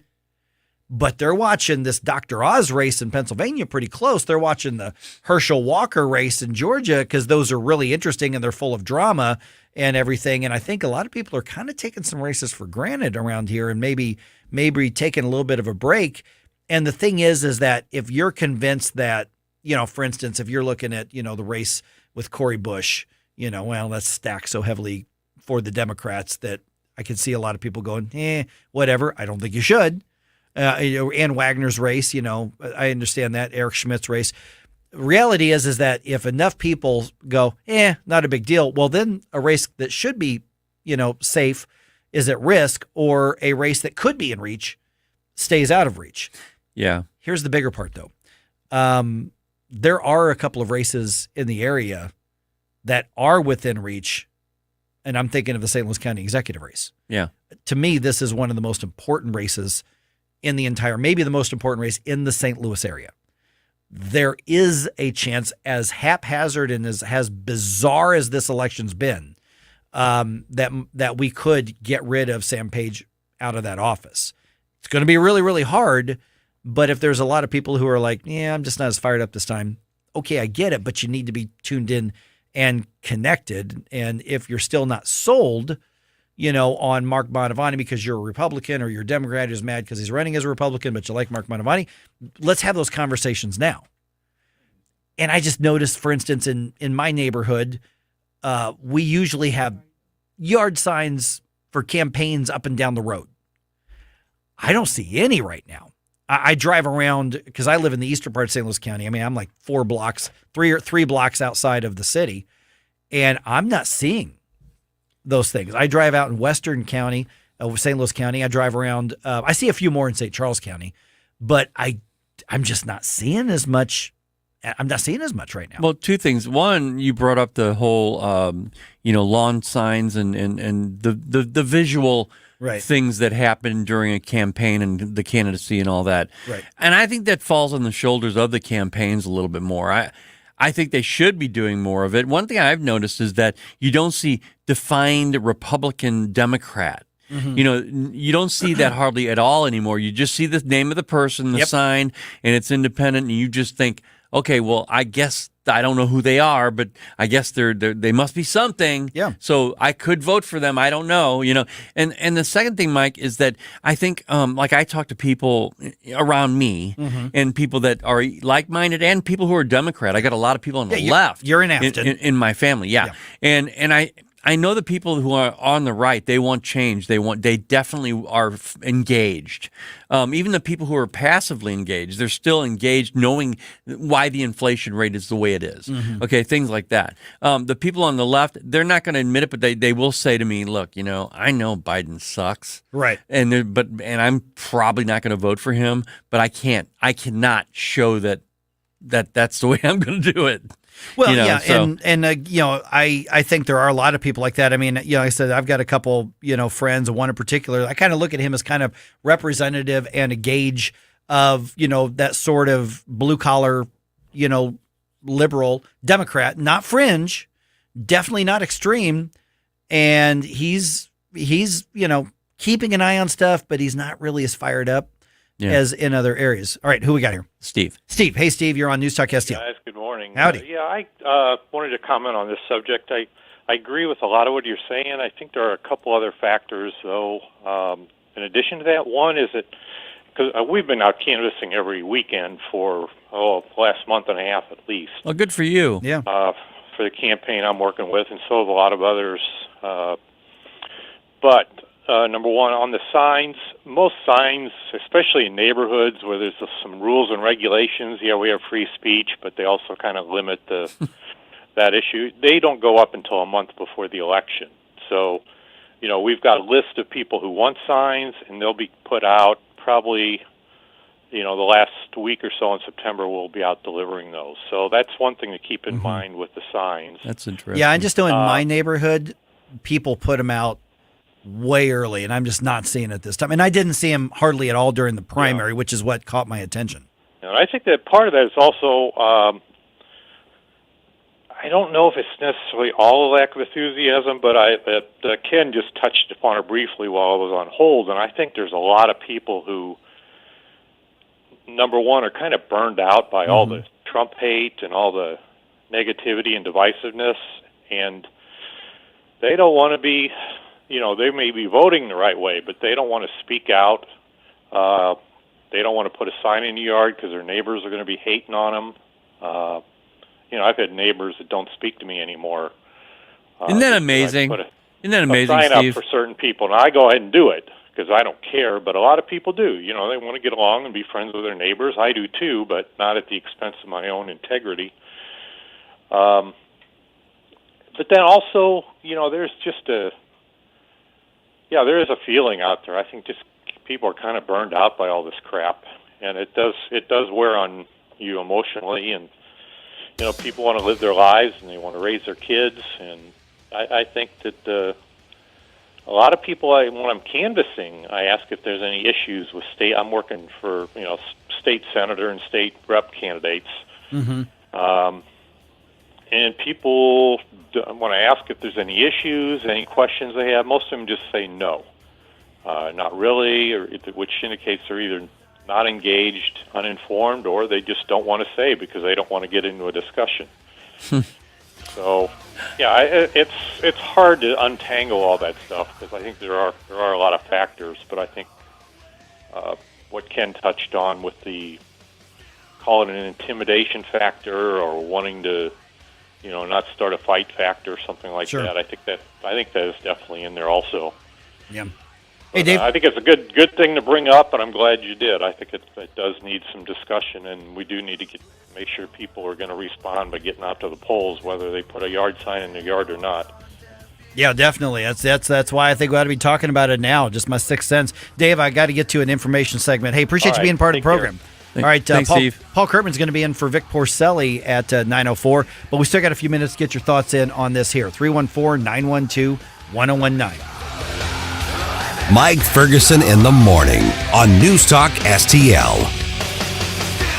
from the Michaels Flooring Outlet Traffic Center. This report is sponsored by Ride Finders. 270 northbound at 55, there's an accident blocking the left lane. Also stop and go traffic between Tesson Ferry and Manchester. 55 northbound, there's an accident partially blocking the right lane of the entrance ramp from Bates. It's stop and go from Weber Road. There's also construction that has the roadway reduced to 2 lanes. 40 eastbound at Big Bend, there's an accident on the right shoulder. Traffic is jammed from Lindbergh. And 170 southbound, stop and go from Ladue to 40 from that crash on 40 eastbound. Don't like sitting in traffic? Do something about it. Register at ridefinders.org and be matched with other commuters who want to save money and the environment by carpooling or vanpooling to work. Do the right thing. Learn more at ridefinders.org. I'm Kat from the News Talk STL Traffic Center. Columbo and Katie.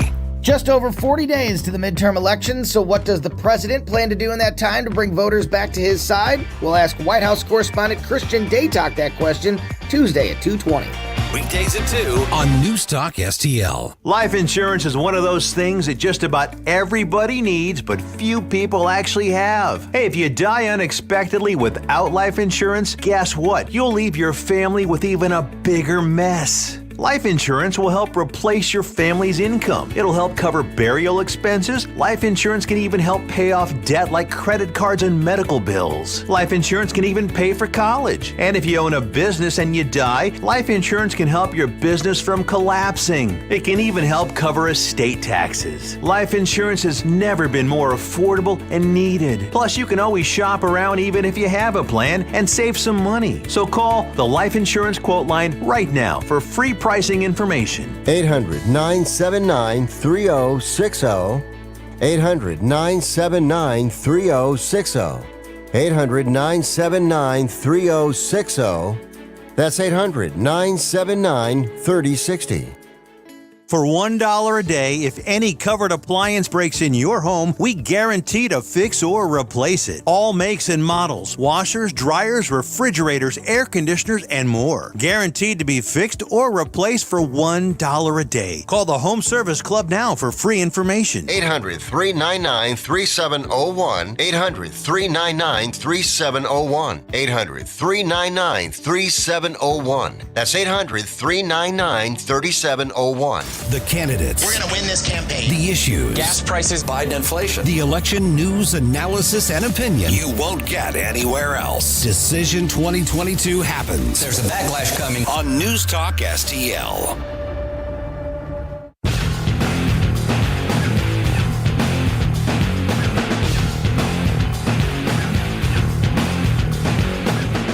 Like us on Facebook at News Talk STL. Get up. It's Mike Ferguson in the morning, made in St. Louis for St. Louis. It's News Talk STL. All right, the one and only Paul Kurtman, freedom fighter extraordinaire, going to be in for Vic Porcelli this morning. Vic's back tomorrow, right? Back tomorrow. Yep, but you got Paul Kurtman today starting at 9:04. If you want to hear that conversation we had with Missouri Secretary of State Jay Ashcroft, that's going to be posted on the News Talk STL podcast at some point next probably a couple hours or so. Oh, yeah. It'll be up there. So we're talking about election integrity, election security, and also what Jay would have done had he caught Albert Pujols' 700 home run. Right. So, all right, that's all still ahead. It's 8:52 right now. I'm Mike Ferguson. The number here is 314-912-1019. He said we got Robin here, right? Listener Robin's on the line. Robin's on the line. And Robin, you're actually, as I understand it, going back to that conversation we had with Laura Zork from FreedomWorks a little bit ago about Title IX, right? Yes. I was wondering because remember at the end of the session for the Supreme Court, they said, no, EPA, you can't just do nilly-willy.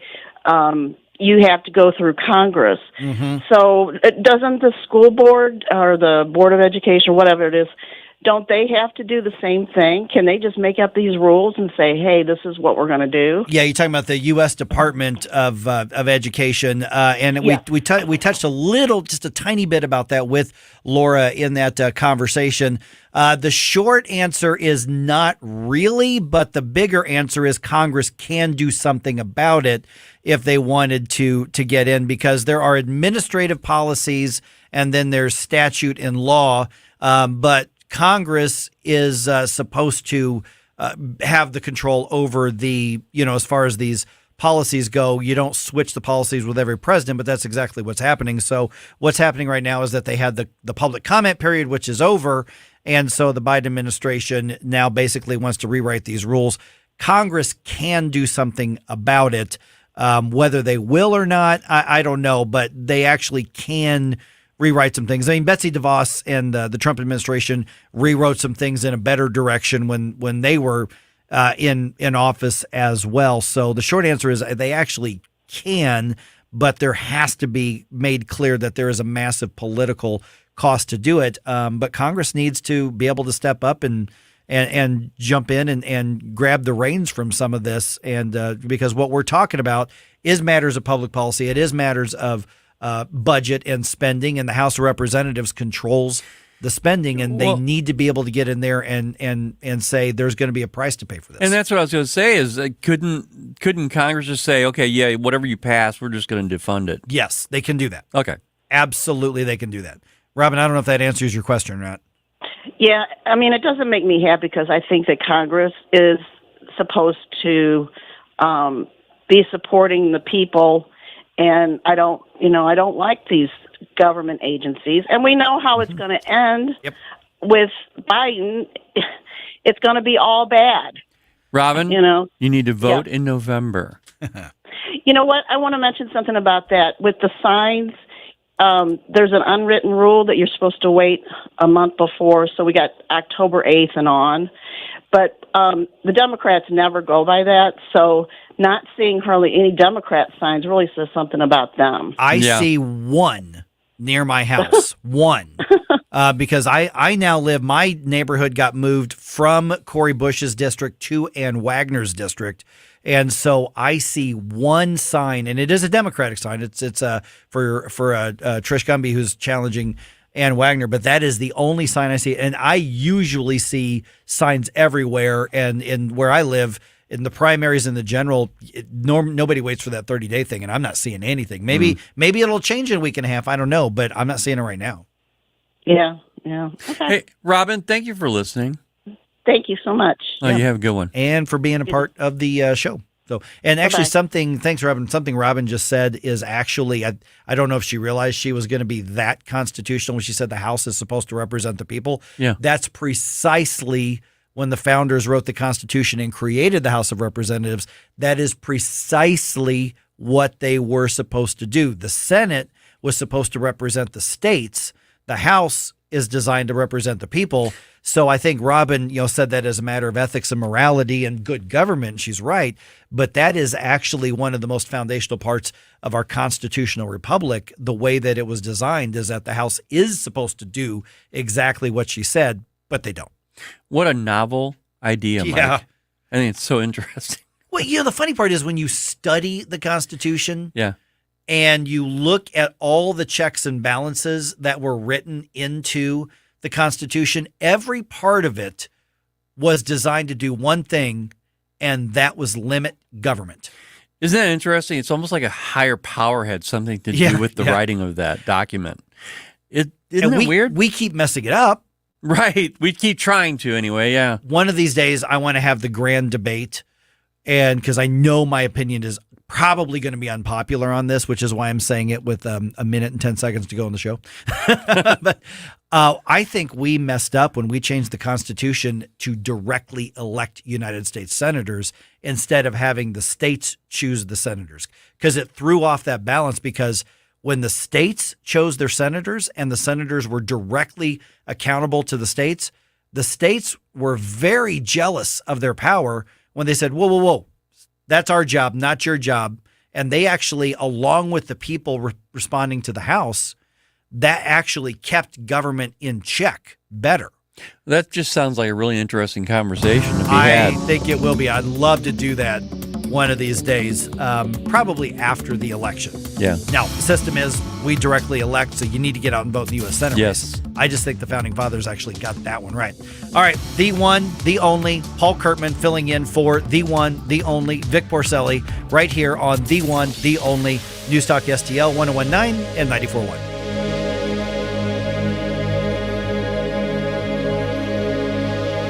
Since 2007, the state of Missouri and local governments have handed out almost $5 billion in tax subsidies or abatements to private developers. That money could have gone to basic services like schools and public safety. And studies show these subsidies don't produce the promised jobs and growth.